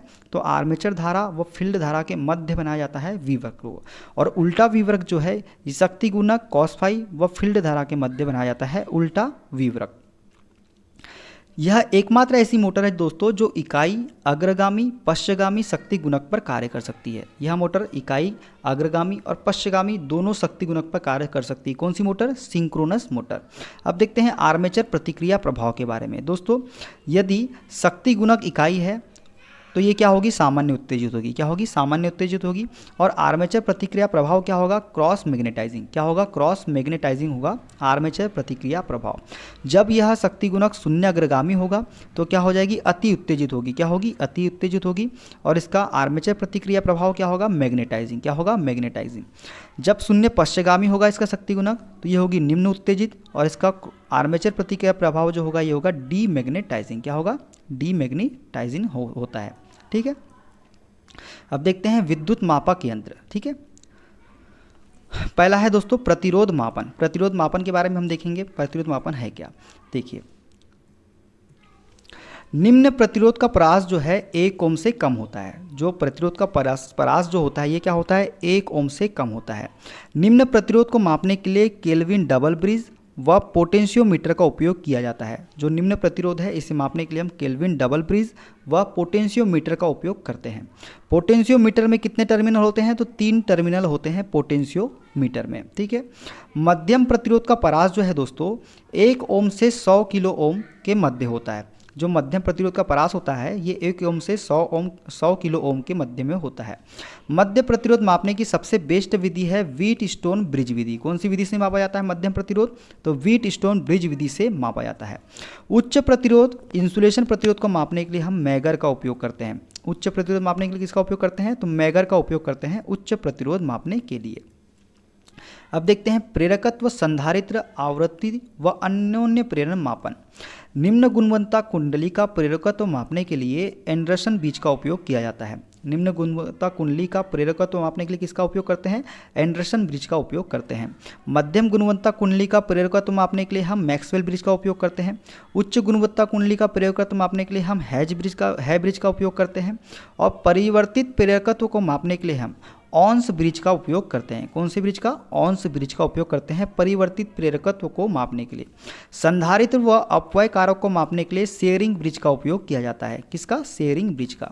आवृत्ति को मापने के लिए विंस ब्रिज का उपयोग करते हैं आवृत्ति को मापने के लिए। अपव्यय कारक को इस सिंबल से प्रदर्शित किया जाता है। किसको? अपव्यय कारक को। क्यू मीटर श्रेणी अनुनाद के सिद्धांत पर कार्य करता है। जो क्यू मीटर होता है ये किसके सिद्धांत पर कार्य करता है? तो श्रेणी अनुनाद के सिद्धांत पर कार्य करता है क्यू मीटर। अन्योन्य प्रेरण को मापने के लिए हेविसाइड कैम्बेल ब्रिज का उपयोग किया जाता है। किसका? हेविसाइड कैम्बेल ब्रिज का उपयोग किया जाता है अन्योन्य प्रेरण को मापने के लिए। अब देखते हैं त्रुटि या एरर के बारे में। मापित मान तथा वास्तविक मान के अंतर को क्या कहते हैं?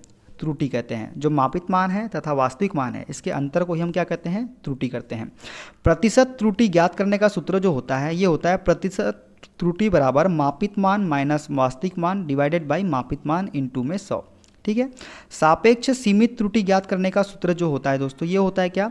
सापेक्ष सीमित त्रुटि बराबर परसेंट यथार्थता इंटू पूर्ण पैमाना डिवाइडेड बाय मापित मान। मापन यंत्रों में त्रुटियां मुख्यतः सकल, यथाक्रम तथा यादृच्छिक मतलब ग्रॉस, सिस्टमेटिक तथा रैंडम प्रकार की होती है। लंबन त्रुटि पैरालॉक्स एरर एक मानवीय प्रकार की त्रुटि होती है। जो लंबन त्रुटि होती है कैसी होती है? एक मानवीय प्रकार की त्रुटि है। मापन यंत्र शब्दावली देखते हैं दोस्तों।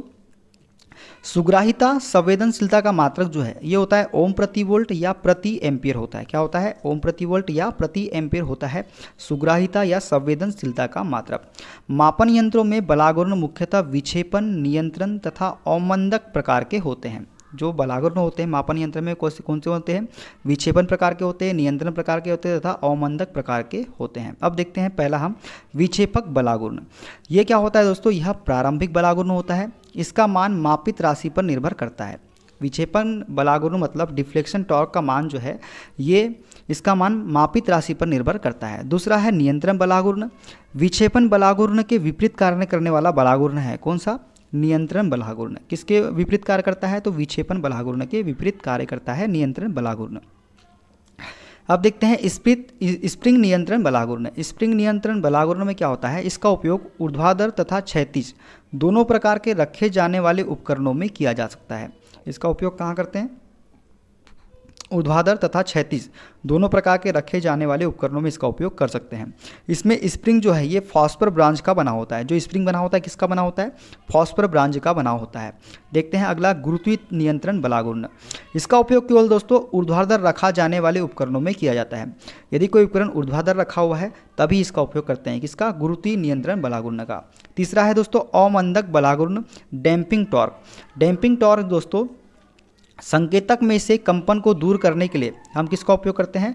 डैम्पिंग टॉर्क का उपयोग करते हैं। अब देखते हैं इसका भंवर धारा अवमंदक प्रणाली। तो भंवर धारा दोस्तों यह सबसे बेस्ट अवमंदक प्रणाली होती है। कौन सी? भंवर धारा। इसका उपयोग केवल पीएमएमसी व प्रेरण ऊर्जा मीटर में किया जाता है। किस में किया जाता है?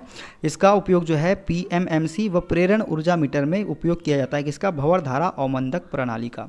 दूसरा है द्रव घर्षण अवमंदक प्रणाली। इसका उपयोग केवल इलेक्ट्रोस्टैटिक वोल्टमीटर में किया जाता है। किसका उपयोग? द्रव घर्षण अवमंदक प्रणाली का। और एक है वायु घर्षण अवमंदक प्रणाली। ठीक है, देखते हैं अगला मापन यंत्र के प्रकार के बारे में। तो दोस्तों मापन यंत्र जो है ये दो प्रकार के होते हैं। एक तो होता है निरपेक्ष जिसे हम प्राथमिक भी कहते हैं और दूसरा होता है द्वितीयक। सबसे अधिक शुद्धता जो है डिजिटल उपकरणों की होती है। किसकी होती है? डिजिटल उपकरणों की होती है सबसे अधिक शुद्धता। द्वितीयक यंत्र मुख्यतः 3 प्रकार के होते हैं। जो द्वितीयक यंत्र है कितने प्रकार के होते हैं? तो 3 प्रकार के होते हैं। कौन कौन से? विक्षेपण यंत्र, समाकलन यंत्र जिसे हम इंडिकेटिंग यंत्र भी कहते हैं, और तीसरा है रिकॉर्डिंग यंत्र। उदाहरण की बात करें तो विक्षेपण यंत्र कौन कौन से हैं? अमीटर हो गया, वोल्ट मीटर हो गया, वाट मीटर हो गया। ये कौन से यंत्र है? विक्षेपण यंत्र है। समाकलनीय यंत्र कौन कौन से हैं? तो ये हो गया ऊर्जा मीटर, एम्पियर हावर मीटर। ये कौन से यंत्र है? समाकलनीय यंत्र है। रिकॉर्डिंग यंत्र कौन कौन से हैं? तो ग्राफिक्स जो है ये है रिकॉर्डिंग यंत्र। ठीक है। स्पर्श रेखा गैल्वेनोमीटर मतलब टेंजेंट गैल्वेनोमीटर एक निरपेक्ष प्रकार का यंत्र होता है। किस प्रकार का यंत्र होता है? तो निरपेक्ष प्रकार का यंत्र होता है स्पर्श रेखा गैल्वेनोमीटर, जिसे हम टेंजेंट गैल्वेनोमीटर कहते हैं। ठीक है, अब देखते हैं पीएमएमसी के बारे में। पीएमएमसी का नाम है दोस्तों, इसका नाम है स्थायी चुंबक चल कुंडली, परमानेंट मैग्नेट मूविंग कॉइल जो है इसका पूर्ण नाम है। स्थायी चुंबक के रूप में किसका उपयोग करते हैं? तो अलनिको का उपयोग किया जाता है स्थायी चुंबक के रूप में। एकमात्र यंत्र जिसका पैमाना रेखीय होता है तथा केवल डीसी पर कार्य करता है। यह पीएमएमसी यंत्र जो है इसका पैमाना कैसा होता है? रेखीय होता है, और यह केवल डीसी पर कार्य करता है। किस पर कार्य करता है? डीसी पर कार्य करता है। सबसे अधिक सुग्राहिता व सबसे कम शक्ति खपत करने वाला यंत्र होता है कौन सा? पीएमएमसी। इसे गलती से एसी सप्लाई से जोड़ने पर इसका संकेतक शून्य पाठ्यांक के पास लगातार कंपन करता रहेगा। यदि हम इसे एसी सप्लाई से जोड़ दें तो इसका संकेतक जो है ये शून्य पाठ्यांक के पास क्या करेगा? लगातार कंपन करते रहेगा, ये आगे नहीं बढ़ेगा। इसमें भंवर धारा अवमंदक प्रणाली का प्रयोग किया जाता है। किसमें? पीएमएमसी में भंवर धारा अवमंदक प्रणाली का उपयोग हम करते हैं। देखते हैं अगला अमीटर। अमीटर की बात करें तो परिपथ में धारा मापने वाला यंत्र क्या है? तो परिपथ में धारा मापने वाला यंत्र जो है यह होता है अमीटर। परिपथ में धारा मापने वाला यंत्र क्या होता है? परिपथ होता है। इसे सदैव परिपथ में श्रेणी क्रम में संयोजित किया जाता है। कौन से क्रम में संयोजित किया जाता है? तो श्रेणी क्रम में संयोजित करते हैं हम अमीटर को। किसको? अमीटर को।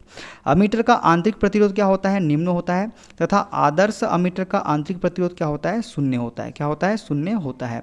अमीटर की परास बढ़ाने के लिए दोस्तों हम अमीटर के समांतर क्रम में निम्न परास का प्रतिरोध संयोजित किया जाता है। यदि हमको अमीटर की परास बढ़ाना है तो हमको अमीटर के समांतर में क्या करना पड़ेगा, निम्न परास का प्रतिरोध जोड़ना पड़ेगा, जो मुख्यतः मैग्नीन का बना होता है। किसका बना होता है?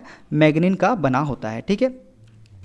गैल्वेनोमीटर को अमीटर में बदलने के लिए हम गैल्वेनोमीटर के समांतर क्रम में निम्न मान का प्रतिरोध जोड़ते हैं। किसको जोड़ते हैं? निम्न मान का प्रतिरोध जोड़ते हैं गैल्वेनोमीटर को अमीटर में बदलने के लिए। देखते हैं अगला वोल्टमीटर के बारे में। तो परिपथ में वोल्टता मापन यंत्र जो यह है, परिपथ में किसको मापता है? वोल्टेज को मापता है वोल्टमीटर। परिपथ के सदैव समांतर क्रम में जोड़ा जाता है। किस में जोड़ा जाता है? समांतर क्रम में जोड़ा जाता है। वोल्टमीटर का आंतरिक प्रतिरोध उच्च होता है तथा आदर्श वोल्टमीटर का आंतरिक प्रतिरोध क्या होता है? अनंत होता है। वोल्टमीटर की परास बढ़ाने के लिए दोस्तों वोल्टमीटर के श्रेणी क्रम में उच्च मान का प्रतिरोध जोड़ा जाता है। क्या किया जाता है? उच्च मान का प्रतिरोध जोड़ा जाता है श्रेणी क्रम में वोल्टमीटर का परास बढ़ाने के लिए, जो किसका बना होता है? ये भी किसका बना होता है? मैग्नीन का बना होता है। गैल्वेनोमीटर को वोल्टमीटर में बदलने के लिए गैल्वेनोमीटर के श्रेणी क्रम में क्या जोड़ा जाता है? मल्टीप्लायर संयोजित किया जाता है। ठीक है। देखते हैं इसमें एक नोट याद रखना है आपको। क्या? वोल्टेज स्रोत का आंतरिक प्रतिरोध जो होता है निम्न या शून्य तथा आधारा स्रोत का आंतरिक प्रतिरोध जो होता है ये क्या होता है? उच्च या अनंत होता है। ठीक है। ओम मीटर की बात करें दोस्तों तो परिपथ की सत्यता मापने वाला यंत्र जो है यही क्या है? ओम मीटर है। ठीक है। शंट ओम मीटर की बात करें दोस्तों तो इसमें शून्य बाई तरफ तथा अनंत दाई तरफ होता है। इसमें क्या होता है? शून्य जो होता है, देखिए शून्य किस तरफ होता है? बाई तरफ होता है, और अनंत किस तरफ होता है? तो ये होता है दाई तरफ। ठीक है। अब देखते हैं सीरीज ओम मीटर के बारे में। तो दोस्तों इसमें अनंत बाई तरफ होता है और शून्य दाई तरफ होता है। इसमें क्या होता है? अनंत बाई तरफ होता है और शून्य जो है ये किस तरफ होता है? दाई तरफ होता है। अगला देखते हैं प्रेरण ऊर्जा मीटर। प्रेरण ऊर्जा मीटर जो है दोस्तों यह केवल एसी पर कार्य करता है। किस पर कार्य करता है? एसी पर कार्य करता है। इसमें कौन सी प्रणाली उपयोग की जाती है? तो भंवर धारा अवमंदक प्रणाली प्रयोग में ली जाती है प्रेरण ऊर्जा मीटर में। प्रेरण ऊर्जा मीटर की प्रेशर कॉइल उच्च प्रेरकत्व प्रवृत्ति की होती है। जो इसकी प्रेशर कॉइल होती है, पोटेंशियल कॉइल जो होती है, ये उच्च प्रेरकत्व हाईली इंडक्टिव प्रवृत्ति की होती है। प्रेरण ऊर्जा मीटर का नियतांक का मात्रक जो होता है ये होता है घूर्णन प्रति kWh। क्या होता है? क्या होता है? घूर्णन प्रति kWh होता है प्रेरण ऊर्जा मीटर का नियतांक का मात्रक। क्रीपिंग तथा फेज त्रुटि ऊर्जा मीटर के मुख्य दोष होते हैं। क्या होता है? क्रिम्पिंग या तथा फेज त्रुटि जो है ये ऊर्जा मीटर के मुख्य दोष होते हैं। क्रिम्पिंग दोष निवारण के लिए एल्यूमिनियम डिस्क पर विपरीत दिशा में 2 छिद्र किए जाते हैं। क्या किए जाते हैं? इस दोष के निवारण के लिए एल्यूमिनियम डिस्क पर विपरीत दिशा में 2 छिद्र किए जाते हैं। और फेज त्रुटि निवारण के लिए कॉपर शेडिंग रिंग का उपयोग किया जाता है। कौन सी रिंग का उपयोग किया जाता है? कॉपर शेडिंग रिंग का उपयोग करते हैं फेज त्रुटि के निवारण के लिए। अगला देखते हैं मैगर। मैगर क्या है दोस्तों? इंसुलेशन को मापने वाला यंत्र है। हाई रेजिस्टेंस को मापने के लिए हम किसका उपयोग करते हैं? तो मैगर का उपयोग करते हैं। मैगर जो है डीसी शंट जनित्र प्लस सीरीज ओम मीटर से मिलकर बनता है। ठीक है। मैगर में डीसी जनित्र की गति 160 आरपीएम 140 से 160 होती है। इसमें इंसुलेशन प्रतिरोध को फेज व अर्थ के मध्य संयोजित किया जाता है। ठीक है। इंसुलेशन प्रतिरोध में दोष होने पर मेगर जो है ये शून्य पाठ्यांक देगा। अगर इसके इंसुलेशन प्रतिरोध में दोष है तो क्या होगा? मेगर शून्य पाठ्यांक देगा। मेगर में नियंत्रण बल लागू करने के लिए स्प्रिंग के स्थान पर किसका उपयोग करते हैं? तो कुंडली या कॉइल का प्रयोग करते हैं मेगर में नियंत्रण बल लागू करने के लिए। अब देखते हैं तापी यंत्र के बारे में। दोस्तों तापी यंत्र जो है ये एसी तथा डीसी दोनों पर कार्य करता है। किस पर कार्य करता है? एसी तथा डीसी दोनों पर कार्य करता है तापी यंत्र। उच्च आवृत्ति पर निम्न परास की धारा को मापने वाला यंत्र है। ये क्या करता है? उच्च आवृत्ति पर निम्न परास की धारा को मापने वाला यंत्र है। कौन सा? तापी यंत्र। दोस्तों तापी यंत्र जो है ये 2 प्रकार के होते हैं। एक होता है थर्मोकपल और एक होता है हॉट वायर यंत्र। इसका सिद्धांत क्या है थर्मोकपल का? ये सीबेक प्रभाव के सिद्धांत पर कार्य करता है थर्मोकपल। सबसे बेस्ट थर्मोकपल है प्लेटिनम इरिडियम। क्या है? प्लेटिनम इरिडियम जो है सबसे बेस्ट थर्मोकपल है। अब देखते हैं हॉट वायर यंत्र। इसका सिद्धांत जो है ये ऊष्मीय प्रभाव पर कार्य करता है हॉट वायर यंत्र। ठीक है। देखते हैं अगला इलेक्ट्रॉनिक वोल्टमीटर। इलेक्ट्रॉनिक वोल्टमीटर जो है दोस्तों निम्न आवृत्ति पर उच्च परास की वोल्टता मापने वाला यंत्र होता है इलेक्ट्रॉनिक वोल्टमीटर। एसी व डीसी दोनों पर कार्य करता है तथा इसका पैमाने अरेखीय होता है। क्या होता है? अरेखीय होता है इसका पैमाना। इसमें द्रव घर्षण अवमंदक प्रणाली एवं स्प्रिंग नियंत्रण भलागुर्ण का प्रयोग किया जाता है। किसमें? इलेक्ट्रॉनिक वोल्ट मीटर में। अगला देखते हैं शक्ति गुणक मीटर। शक्ति गुणक मीटर में दोस्तों कुंडलियों की संख्या जो होती है कितनी होती है? 3 होती है, जिसमें धारा कुंडली 1 होती है और वोल्टता कुंडली कितनी होती है? 2 होती है। दोनों वोल्टता कुंडली को एक दूसरे से 120 डिग्री के कोण पर स्थापित किया जाता है। कितने डिग्री के कोण पर? 120 डिग्री के कोण पर स्थापित किया जाता है दोनों वोल्टता कुंडली को। इसमें बाह्य नियंत्रण बल लागू करने की आवश्यकता नहीं होती है। इसमें क्या होता है, बाह्य नियंत्रण बल लागू करने की आवश्यकता नहीं होती, किसमें, शक्ति गुणक मीटर में। ठीक है, देखते हैं अगला वाट मीटर। दोस्तों यह सदैव जो है औसत शक्ति मापन करता है। कौन सा, वाट मीटर। इसकी वोल्टता कुंडली उच्च प्रतिरोध प्रवृत्ति की होती है। जिसकी वोल्टता कुंडली होती है ये होती है उच्च प्रतिरोध प्रवृत्ति की।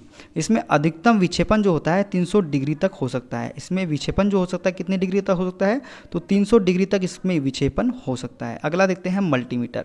इसका अन्य नाम है दोस्तों बहुमापी या एवियोमीटर। क्या बोलते हैं इसको, बहुमापी भी बोलते हैं और एवियोमीटर भी बोलते हैं। परिपथ में वोल्टता, धारा तथा प्रतिरोध को मापने वाला यंत्र होता है मल्टीमीटर। यह एसी तथा डीसी दोनों पर कार्य कर सकता है। अगला देखते हैं टोंग टेस्टर। इसका अन्य नाम है दोस्तों क्लैंप ऑन मीटर। क्या है, क्लैंप ऑन मीटर जो है इसका अन्य नाम है। टोंग टेस्टर जो है धारा ट्रांसफार्मर प्लस अमीटर ये से मिलकर बना है। इसका सिद्धांत क्या है, अन्योन्य प्रेरण सिद्धांत पर कार्य करता है। कौन सा, टोंग टेस्टर। इसका कार्य क्या है, वितरण लाइनों में धारा मापने वाला यंत्र। वितरण लाइन में धारा को मापने के लिए हम इसी यंत्र का उपयोग करते हैं। अगला है धारा ट्रांसफार्मर। पारेषण लाइन में धारा मापने वाला यंत्र कौन सा है, धारा ट्रांसफार्मर। यह एक कैसा ट्रांसफार्मर है, तो यह स्टेप अप ट्रांसफार्मर है। ठीक है, इसकी द्वितीयक वाइंडिंग को कभी भी खुला नहीं रखा जाता है। किसका, धारा ट्रांसफार्मर की वाइंडिंग को, द्वितीयक वाइंडिंग को। अगला है एलवीडीटी। इसका पूरा नाम जो है दोस्तों ये है रेखी परिवर्तित विभेदक ट्रांसफार्मर। क्या है, लीनियर वेरिएबल डिफरेंशियल ट्रांसफार्मर इसका पूरा नाम है। इसका सिद्धांत किसके सिद्धांत पर कार्य करता है, तो ये अन्योन्य प्रेरण के सिद्धांत पर कार्य करता है, एलवीडीटी। यह ट्रांसफार्मर कोर का रेखीय फलन होता है। किसका फलन होता है, ट्रांसफार्मर कोर का रेखीय फलन होता है। मशीनों में रोटर की गति को मापने के लिए टेकोमीटर का उपयोग किया जाता है। किसका उपयोग किया जाता है, टेकोमीटर का उपयोग हम करते हैं। उत्पादन एवं पारेषण हम देखेंगे दोस्तों। उत्पादन सदैव एसी में होता है। किस में होता है, एसी में होता है।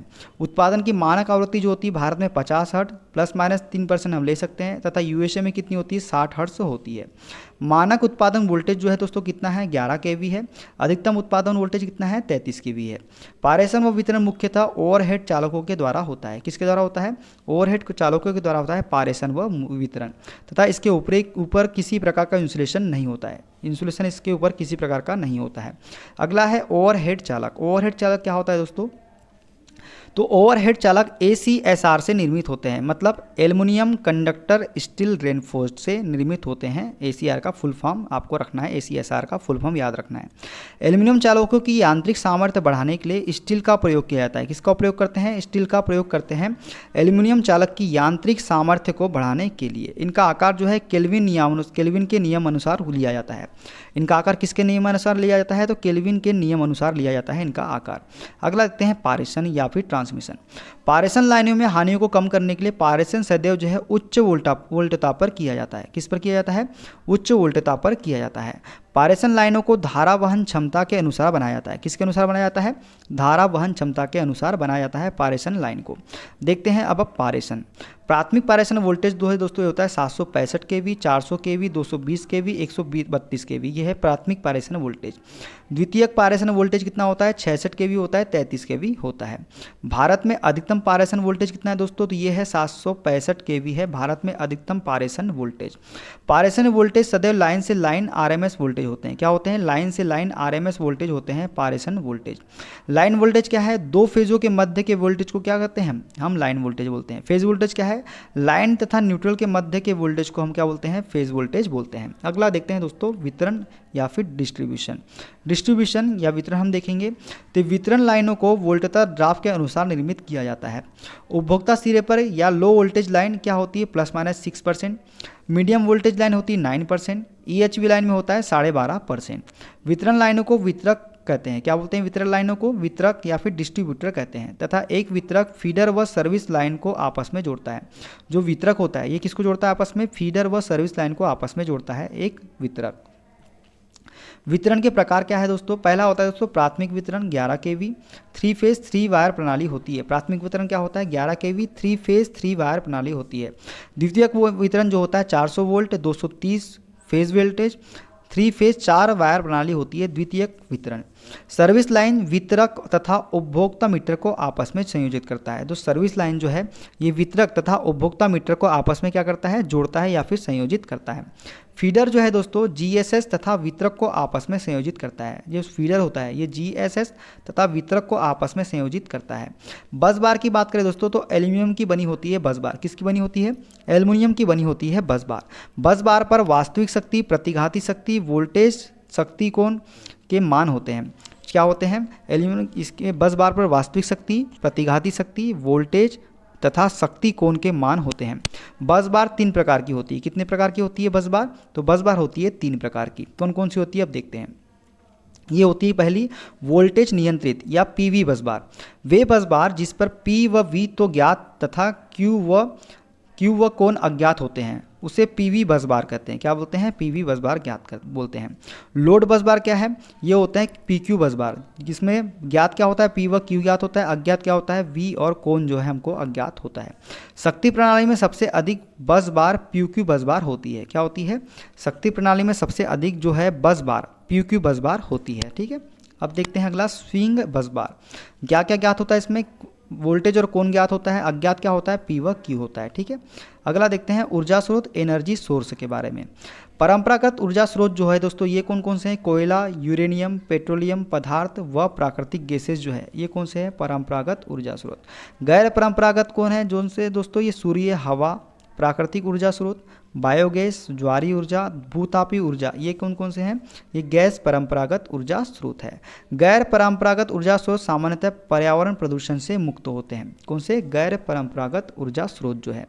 देखते हैं तापीय शक्ति संयंत्र के बारे में। तो इनमें ईंधन के रूप में बिटुमिनस कोल का प्रयोग किया जाता है। मुख्य भाग कौन कौन से हैं, बॉयलर, इकोनोमाइजर, सुपर हीटर, वायु प्रीतापक, फैन, संघनित्र, प्रत्यावर्तक, टरबाइन व आवेग व प्रतिक्रिया, ये क्या है, इसके मुख्य भाग है।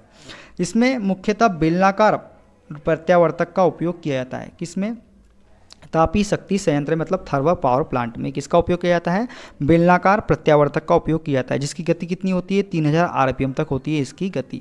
इसकी दक्षता कितनी होती है दोस्तों, तो इसकी दक्षता 25 से 30% होती है। कितनी होती है, 25 से 30% के बीच होती है इसकी दक्षता। इसकी कार्यप्रणाली रैंकिन चक्र, रैंकिन साइकिल पर आधारित होती है इसकी कार्यप्रणाली। फ्लू गैसेस में से राख के कणों को अवशोषित करने के लिए ईएसपी इलेक्ट्रोस्टैटिक प्रिंसिपिटेंटर का उपयोग किया जाता है। किसका, प्रिंसिपिटेंटर का उपयोग किया जाता है फ्लू गैस में से राख के कणों को अवशोषित करने के लिए। इसकी रनिंग लागत सर्वाधिक होती है तथा यह पर्यावरण को सबसे अधिक प्रदूषित करता है। ठीक है, इकोनोमाइजर जो है फीडर वाटर पंप द्वारा बॉयलर में आने वाले पानी को गर्म करता है इकोनोमाइजर। वायु प्रीतापक क्या है दोस्तों, तो वायु प्रीतापक जो है बॉयलर में आने वाली हवा ऑक्सीजन के तापमान को बढ़ाता है। कौन सा, वायु प्रीतापक। बात करें फैन की, तो फोर्स्ड ड्राफ्ट फैन वायुमंडल की ताज़ी हवा को बॉयलर में प्रवेश करता है। ठीक है, कराता है। और इंड्यूस्ड ड्राफ्ट फैन जो है ये फ्लू गैसेस को वायुमंडल में भेजता है। कौन सा, इंड्यूस्ड ड्राफ्ट फैन। अगला देखते हैं जल शक्ति संयंत्र के बारे में। तो दोस्तों जल शक्ति संयंत्र का मुख्य भाग कौन कौन से होते हैं, तो ये होते हैं जलाशय, फोरवे, ट्रेस प्लेट, उत्प्लाव मार्ग, dam, penstock, surge tank, valve house, turbine, alternator, tailrace, ये क्या है, जल शक्ति संयंत्र के मुख्य भाग है। हाइड्रो में सेलियन प्रत्यावर्तक का उपयोग किया जाता है, मतलब सेलियन अल्टरनेटर का उपयोग किया जाता है किसमें, हाइड्रो में। इसकी सामान्य गति कितनी होती है, 500 आरपीएम तक होती है इसकी सामान्य गति। अब देखते हैं उत्प्लाव मार्ग। उत्प्लाव मार्ग जो है दोस्तों बांध में से बांध की क्षमता से अधिक पानी की निकासी के लिए उत्प्लाव मार्ग का उपयोग करते हैं। सर्ज टैंक क्या है, पेनिस्टॉक की स्वाटर हैमरिक प्रभाव से सुरक्षा प्रदान करने के लिए जो है सर्ज टैंक का उपयोग करते हैं। इसकी दक्षता कितनी होती है, 85 से 90% होती है। यह पर्यावरण प्रदूषण से मुक्त होता है। ईंधन की लागत नगण्य होती है। रनिंग लागत भी क्या होती है, न्यूनतम होती है इसकी। अब देखते हैं अगला टरबाइन। निम्न हेड टरबाइन के लिए हम दोस्तों किसका उपयोग करते हैं, तो केपलाइन टरबाइन का उपयोग करते हैं निम्न हेड के लिए। मध्यम हेड के लिए हम किसका उपयोग करते हैं, फ्रांसिस टरबाइन का। उच्च हेड के लिए किसका उपयोग करते हैं, पेल्टन टरबाइन का। पावर हाउस के बाद जिस स्थान पर पानी को एकत्रित किया जाता है उसे टेल रेस कहते हैं।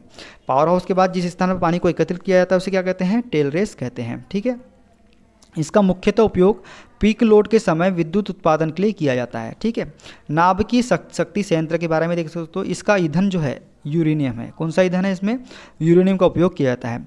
मंदक के लिए न्यूट्रॉनिक की गति को कम करते हैं, उदाहरण बेरिलियम, ग्रेफाइट, भारी जल, DTO। ठीक है। नियंत्रित छड़ जो है ये न्यूट्रॉनों को अवशोषित करती है, उदाहरण कौन कौन सी है? कैडमियम, बोरान जो है नियंत्रित छड़ है।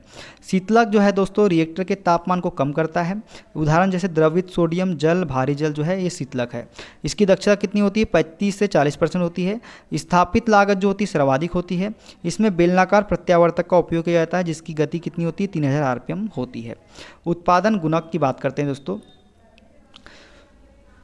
पहला है मांग गुणक। मांग गुणक क्या होता है ये देखते हैं। तो इसे बोलते हैं डिमांड फैक्टर।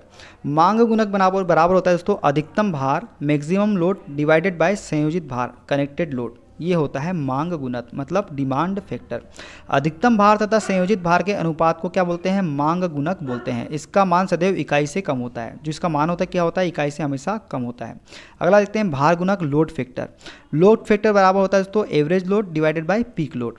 औसत भार तथा अधिकतम भार के अनुपात को क्या बोलते हैं? भार गुणक कहते हैं। इसका मान सदैव इकाई से कम होता है। ठीक है। क्षमता कारक कैपेसिटी फैक्टर की बात करें तो ये होता है औसत भार average load divided by plant load. क्या होता है? Average load divided by plant load जो है ये क्षमता कारक कहलाता है। औसत भार तथा प्लांट क्षमता के अनुपात को क्या बोलते हैं? क्षमता कारक कहते हैं। इसका मान सदैव इकाई से कम होता है। ठीक है। अगला है विविधता कारक। विविधता कारक जो है दोस्तों ये होता है अलग अलग उपभोक्ताओं की अधिकतम मांग डिवाइडेड बाय प्लांट पर अधिकतम भार। इसका मान सदैव इकाई से अधिक होता है। किसका? विविधता कारक का मान। अगला है उपयोगिता कारक मतलब यूटिलाइजेशन फैक्टर।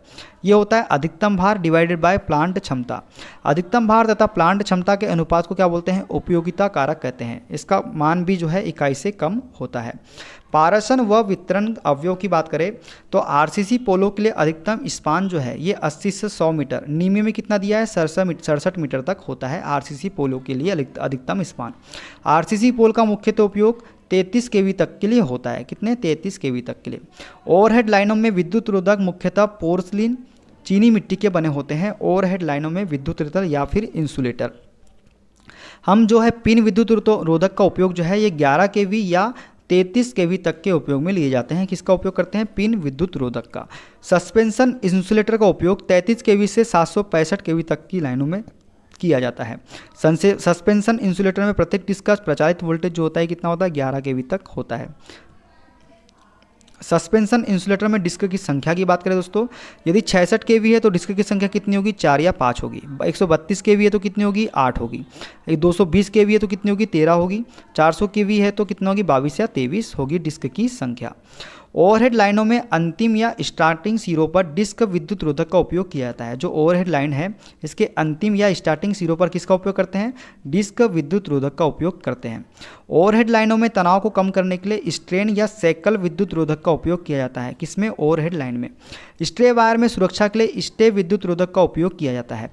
DC में सस्पेंशन इंसुलेटर की स्ट्रिंग इफिशियंसी 100% होती है। कितनी होती है? 100% होती है। लेकिन AC में 100% से कम होती है सस्पेंशन इंसुलेटर की स्ट्रिंग एफिशिएंसी। सस्पेंशन इंसुलेटर में उस डिस्क के एक्रॉस वोल्टेज सर्वाधिक होता है जो चालक के पास स्थित होती है। किसके पास स्थित होती है? चालक के पास स्थित होती है। तो सस्पेंशन इंसुलेटर में उस डिस्क के एक्रॉस वोल्टेज सर्वाधिक होता है जो चालक के पास स्थित होती है। ACSR चालकों में कुल चालकों की संख्या का सूत्र जो होता है ये होता है 3n² - 3n+1 जो है इसका फॉर्मूला होता है। केवल एल्युमिनियम चालकों की संख्या निकालना है तो ये हो जाएगा 3n² - 3n। ये इसको फॉर्मूला आपको याद रखना है। ठीक है। अगला है सुरक्षा युक्तियाँ। देखते हैं सुरक्षा युक्तियों के बारे में। फ्यूज़ जो है दोस्तों सबसे सस्ती सुरक्षा युक्ति होती है। कौन सी? फ्यूज़ होती है। इसे फेज़ वायर के श्रेणी क्रम में लगाया जाता है। किसे? फ्यूज़ को जो है फेज़ वायर के श्रेणी क्रम में लगाया जाता है। फ्यूज़ का जो पदार्थ है ये टीन जिसकी मात्रा कितनी होती है? 63%। सीसा जिसकी मात्रा कितनी होती है? 37% से बना होता है फ्यूज़ पदार्थ। ठीक है। फ्यूज़ पदार्थ का गुण क्या क्या है दोस्तों? निम्न गलनांक बिंदु व उच्च चालकता जो है ये फ्यूज़ पदार्थ का गुण होता है। फ्यूज पदार्थ में से प्रभावित धारा I व व्यास D में संबंध जो होता है ये I समानुपाती D⁴ और I समानुपाती D⁴ 1.5 होती है। फ्यूजिंग गुणक की बात करें दोस्तों तो फ्यूजिंग गुणक बराबर होता है न्यूनतम फ्यूजिंग धारा डिवाइडेड बाय अधिकतम निर्धारित धारा। फ्यूजिंग गुणक का मान जो है सदैव इकाई से अधिक होता है। जो फ्यूजिंग गुणक है इसका मान जो है इकाई से अधिक होता है। HRC की बात करें तो हाई रैप्चरिंग कैपेसिटी फ्यूज़ का फ्यूजिंग फैक्टर जो है 1.11 व किटकैट फ्यूज़ का फ्यूजिंग गुणांक जो होता है 1.4 से 1.7 तक होता है। किसका? किटकैट फ्यूज़ का फ्यूजिंग गुणांक। सबसे उच्च गुणवत्ता वाला फ्यूज़ जो होता है ये HRC फ्यूज़ होता है, सबसे उच्च गुणवत्ता वाला फ्यूज़। अगला है MCB। MCB का पूरा नाम होता है दोस्तों मिनिएचर सर्किट ब्रेकर। इसकी कोई भी भाग मरम्मत योग्य नहीं होता है। किसका? मिनिएचर सर्किट ब्रेकर का। MCB के प्रकार देखें दोस्तों तो ये है ग्रीन नोब L सीरीज़। तो ग्रीन नोब L सीरीज़ का उपयोग जो है ये लाइटनिंग और रेजिस्टिव लोड में किया जाता है, जो जैसे गीज़र हो गया, हीटर हो गया, ओवन हो गया। ब्लू नोब G सीरीज़ का उपयोग इंडक्टिव लोड के लिए किया जाता है, जैसे हो गया मोटर, AC, फ्रीज आदि, इसमें हम ब्लू नोब G सीरीज़ का उपयोग करते हैं। ब्लैक नोब का DC परिपथ में और रेड नोब का आइसोलेटर में उपयोग हम करते हैं। ठीक है, फुल फॉर्म देख लेते हैं दोस्तों। MCCB का फुल फॉर्म है moulded case circuit breaker. ELCB का है अर्थ लीकेज सर्किट ब्रेकर। RCCB का है रेजिडुअल करंट सर्किट ब्रेकर। क्या होता है? Residual circuit current circuit breaker होता है RCCB का फुल फॉर्म। VCB की बात करें तो वैक्यूम सर्किट ब्रेकर जो है ये VCB का फुल फॉर्म होता है। अगला देखते हैं रिले। विद्युत प्रणाली में आने वाले फॉल्ट को अनुभव करने वाली युक्ति क्या कहलाती है? रिले कहलाती है। बुकोल्स रिले देखते हैं, यह ऑयल ट्रांसफार्मर की सुरक्षा प्रदान करती है। ऑयल ट्रांसफार्मर की सुरक्षा प्रदान करती है बुकोल्स रिले। ये कैसी रिले है? तो गैसीय प्रचालित रिले होती है। कौन सी? Buchholz relay. अगला है तापी या फिर थर्मल रिले। मोटर की ओवरलोड से सुरक्षा कौन करती है? तो तापी या थर्मल रिले करती है। ट्रांसले रिले जो है फीडर की सुरक्षा प्रदान करने के लिए ट्रांसले रिले का उपयोग हम करते हैं। अगला है दूरी रिले। ओवरहेड लाइनें की सुरक्षा प्रदान करने के लिए किसका उपयोग करते हैं? दूरी रिले का उपयोग करते हैं। प्रतिघात रिले जो है कम दूरी की लाइनों की सुरक्षा के लिए। प्रतिबाधा रिले मध्यम दूरी की लाइन की सुरक्षा के लिए। और मोह या एडमिटेंस रिले जो है लंबी दूरी की लाइनों की सुरक्षा के लिए हम उपयोग करते हैं। अगला है परिपथ वियोजक सर्किट ब्रेकर। परिपथ वियोजक की क्षमता जो है दोस्तों MVA में होती है। ठीक है, मेकिंग क्षमता क्या होती है? 2.55 इंटू ब्रेकिंग क्षमता। क्या होती है? मेकिंग क्षमता बराबर होती है 2.55 इंटू ब्रेकिंग क्षमता। ग्रामीण विद्युतीकरण में निर्वात परिपथ वियोजक का उपयोग किया जाता है। जो ग्रामीण विद्युतीकरण करते हैं हम उसमें निर्वात परिपथ वियोजक VCB का उपयोग किया जाता है। EHV अप टू 220 व पूर्णावर्ती कार्यों के लिए एयर ब्लास्ट परिपथ वियोजक ABCB का उपयोग किया जाता है। किसमें? EHV में। धारा चोपिंग ABCB परिपथ वियोजक का मुख्य दोष होता है। कौन सा? धारा चोपिंग। धारा चोपिंग के निवारण के लिए परिपथ के वियोजक के संपर्क के समांतर क्रम में एक प्रतिरोध संयोजित किया जाता है। जो धारा चोपिंग होता है इसके निवारण के लिए परिपथ के वियोजक के संपर्क के समांतर क्रम में किसका उपयोग करते हैं? प्रतिरोध संयोजित किया जाता है। ठीक है, ABCB में दबाव जो होता है दोस्तों होता है 20 से 30 किलोग्राम प्रति सेंटीमीटर स्क्वायर होता है ABCB में दबाव। EHV 33 kV 765 लाइनों में सुरक्षा के लिए SF6CB का उपयोग किया जाता है। किसका? SF6CB का उपयोग हम करते हैं EHV लाइन में सुरक्षा के लिए। SF6 गैस की डाई इलेक्ट्रिक स्ट्रेंथ जो होती है 75 से 90 kV प्रति mm होती है। SF6 की गैस की die electric strength. SF6 gas का दबाव जो होता है 2 से 5 किलोग्राम प्रति सेंटीमीटर स्क्वायर होता है SF6 गैस का दबाव। आइसोलेटर की बात करें दोस्तों तो मानव प्रचालित सुरक्षा युक्ति होती है। कौन सी? आइसोलेटर। यह लोड पर निर्भर नहीं करती है। किस पर निर्भर नहीं करती है? लोड पर निर्भर नहीं करती है। यह आवेशित धारा से उपकरणों की सुरक्षा प्रदान करती है। कौन सी? आइसोलेटर। अब देखते हैं पारेषण व्यय वितरण के प्रभाव के बारे में। पहला होता है दोस्तों फेरांटी प्रभाव। उपभोक्ता सिरे का वोल्टेज उत्पादन सिरे के वोल्टेज से अधिक होने के प्रभाव को क्या बोलते हैं? फेरांटी प्रभाव बोलते हैं। यदि उपभोक्ता सिरे का वोल्टेज जो है उत्पादन सिरे के वोल्टेज से अधिक हो जाएगा तो इसे ही हम कौन सा प्रभाव बोलते हैं? फेरांटी प्रभाव बोलते हैं। यह प्रभाव जो है लोड पर निर्भर नहीं करता है। किस पर निर्भर नहीं करता है? लोड पर निर्भर नहीं करता है। यह प्रभाव संधारित्र के कारण मध्यम तथा लंबी दूरी की लाइनों में उत्पन्न होता है। कौन सा? फेरांटी प्रभाव। यह प्रभाव जो है शॉर्ट ट्रांसमिशन लाइंस में उत्पन्न नहीं होता है। ये छोटे ट्रांसमिशन लाइन में उत्पन्न नहीं होता है। इसके निवारण के लिए दोस्तों लोड सिरे पर शंट प्रेरकत्व का प्रयोग करते हैं। किसके लिए? फेरांटी प्रभाव के निवारण के लिए। अगला होता है त्वचीय प्रभाव। त्वचीय प्रभाव में क्या होता है दोस्तों? AC चालकों की सतह पर विद्युत धारा के गैर समान वितरण को त्वचीय प्रभाव कहते हैं। अनइक्वल किसको अनइक्वल वितरण को क्या बोलते हैं हम लोग, त्वचीय प्रभाव कहते हैं। इस प्रभाव के कारण चालकों की सतह पर धारा घनत्व अधिक होता है। जो ये प्रभाव है इसके कारण क्या होता है, चालकों की सतह पर धारा घनत्व क्या होता है, अधिक होता है। ये प्रभाव जो है मुख्यतः आवृत्ति, चालक की मोटाई, चालक की चुंबकशीलता व प्रकृति पर निर्भर करता है। कौन सा प्रभाव, ये वाला प्रभाव। ये होता है आर ए सी बराबर 1.5 आर डी सी, इसका जो है प्रभाव का है सूत्र। सामीप्य प्रभाव जो है, सामीप्य प्रभाव जो है चालकों के मध्य की दूरी पर निर्भर करता है। ओवरहेड लाइनों में कोरोना के कारण हिंसिंग आवाज़ के साथ बैगनीमय प्रकाश दिखाई देता है। जब कोरोना जो होता है इसमें ओवरहेड लाइन में कोरोना के कारण जो है हिंसिंग आवाज़ के साथ कौन सा, बैगनीमय प्रकाश दिखाई देता है। कोरोना प्रभाव को कम करने के लिए बंडल चालकों का उपयोग किया जाता है। कौन सा, बंडल चालकों का उपयोग करते हैं कोरोना प्रभाव को कम करने के लिए। कोरोना प्रभाव के कारण चालक का प्रभावी व्यास जो है क्या हो जाता है, बढ़ जाता है। कोरोना हानि व सप्लाई आवृत्ति में संबंध जो होता है ये होता है PL समानुपाती F+2S जो है, ये कोरोना हानि व सप्लाई आवृत्ति में संबंध होता है। ठीक है, अब देखते हैं हम प्रदीप्ति एल्यूमिनेशन के बारे में। प्रकाश का रंग जो है दोस्तों ये आवृत्ति व तरंग दैर्ध्य पर निर्भर करता है। दृश्य प्रकाश की तरंग दैर्ध्य होती है 3800 एंगस्ट्रॉम से 7800 एंगस्ट्रॉम या 380 न्यूटन मीटर से नैनोमीटर से 780 नैनोमीटर के मध्य होता है। ठीक है, लाल रंग का तरंग दैर्ध्य सर्वाधिक, जबकि बैगनी रंग का तरंग दैर्ध्य जो होता है ये क्या होता है, न्यूनतम होता है। प्रदीप्ति शब्दावली की बात करें दोस्तों तो ज्योति फ्लक्स का मात्रक क्या होता है, ल्यूमेन होता है। ज्योति तीव्रता का मात्रक ल्यूमेन प्रति स्टेरेडियन या फिर कैंडेला होता है। ठोस कोण का मात्रक होता है स्टेरेडियन। प्रदीप्ति का मात्रक होता है ल्यूमेन प्रति मीटर स्क्वायर या फिर लक्स। प्रदीप्ति दक्षता का मात्रक क्या होता है, ल्यूमेन प्रति वाट होता है।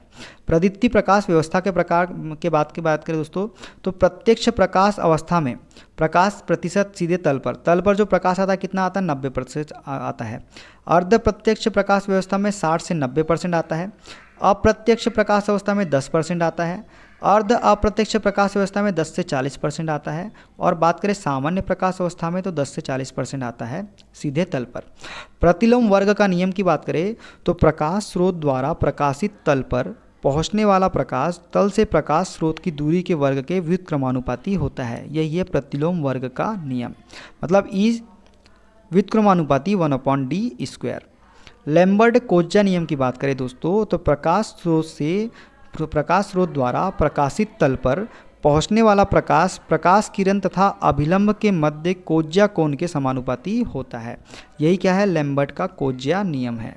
Mercury vapour lamp, fluorescent tube तथा हेलोजन लैंप जो है हॉट कैथोड के उदाहरण हैं, जबकि सोडियम वेपर लैंप व नियॉन लैंप कोल्ड कैथोड के उदाहरण होते हैं। उद्दीप्त लैंप की बात करें तो इसका CRI कलर रेंडरिंग इंडेक्स जो है सबसे अच्छा होता है। किसका, उद्दीप्त लैंप का। इसका शक्ति गुणक कितना होता है तो इसका शक्ति गुणक जो होता है इकाई होता है। इसमें स्ट्रोबोस्कोपिक प्रभाव नहीं होता है। किसमें नहीं होता है, ये होता है उद्दीप्त लैंप में। वोल्टेज के उतार चढ़ाव से सर्वाधिक प्रभावित होते हैं उद्दीप्त लैंप। ठीक है, अब देखते हैं लैंपों का वर्गीकरण। लैंप आयु कितनी होती है, दक्षता क्या होती है, कार्यकारी तापमान क्या होता है, हम ये सब देखेंगे। पहला है कार्बन फिलामेंट लैंप। इसकी आयु जो होती है दोस्तों 600 से 800 घंटे होती है। इसकी दक्षता जो होती है 2.4 से 4 होती है इसकी दक्षता। और तापमान कितना है, कार्यकारी ये होता है 2000 डिग्री सेंटीग्रेड इसका कार्यकारी तापमान है। अगला है निर्वात धात्विक फिलामेंट लैंप।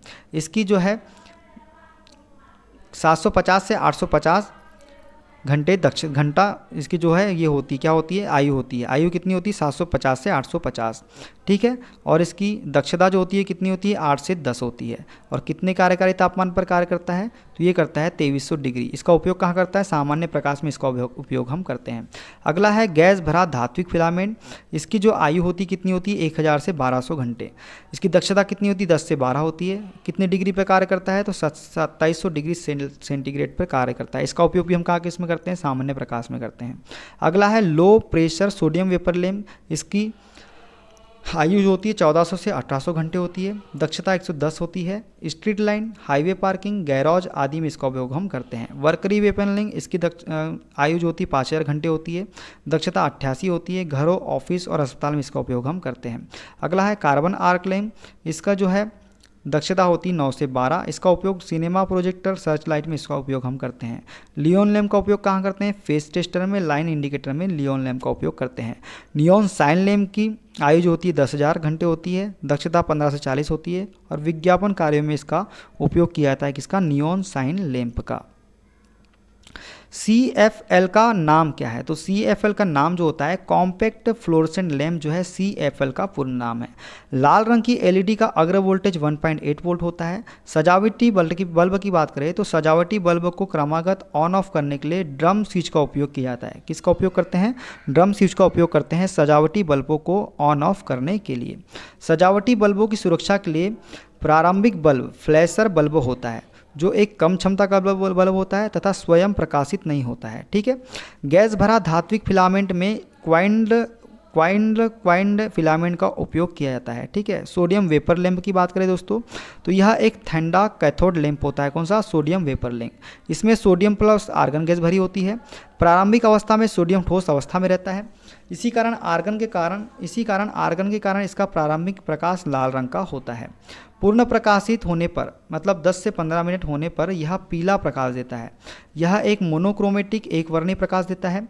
प्रारंभ में उच्च वोल्टेज देने के लिए इसमें लीकेज ट्रांसफार्मर का प्रयोग किया जाता था। प्रारंभ में क्या होता है? उच्च वोल्टेज देने के लिए इसमें लीकेज ट्रांसफार्मर का उपयोग किया जाता था। अगला है फ्लोरोसेंट ट्यूब। ट्यूब की आंतरिक सतह फ्लोरोसेंट पाउडर द्वारा लेपित होती है। जो इसकी आंतरिक सतह होती है ये फ्लोरोसेंट पाउडर द्वारा लेपित होती है। इसके टंगस्टन फिलामेंट को बेरियम व स्ट्रांसियम द्वारा लेपित होता है। इसका टंगस्टन फिलामेंट जो है बेरियम व स्ट्रांसियम द्वारा क्या होता है? लेपित होता है। यह AC व DC दोनों पर कार्य कर सकती है। इसमें स्ट्रोबोस्कोपिक प्रभाव उत्पन्न होता है। यह एक कैसा लैंप होता है? तो यह एक हॉट कैथोड प्रकार का लैंप होता है। इसमें स्टार्टिंग में हाई वोल्टेज तथा रनिंग के समय धारा को नियंत्रित करने के लिए चोक का प्रयोग किया जाता है जिसे सप्लाई की श्रेणी क्रम में लगाया जाता है। किसको? चोक को। इसमें ग्लो प्रकार के स्टार्टर का प्रयोग किया जाता है। कौन से प्रकार का? ग्लो प्रकार के स्टार्टर का प्रयोग करते हैं। फ्लोरोसेंट ट्यूब की रंग की बात करें दोस्तों तो फ्लोरोसेंट ट्यूब के प्रकाश का रंग मुख्यतः फ्लोरोसेंट पदार्थ पर निर्भर करता है। अब जैसे फ्लोरोसेंट पदार्थ देख लेते हैं।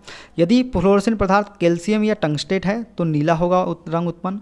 मैग्नीशियम टंगस्टेट है तो नीला सफ़ेद उत्पन्न होगा। जिंक सिलिकेट है तो हरा उत्पन्न होगा।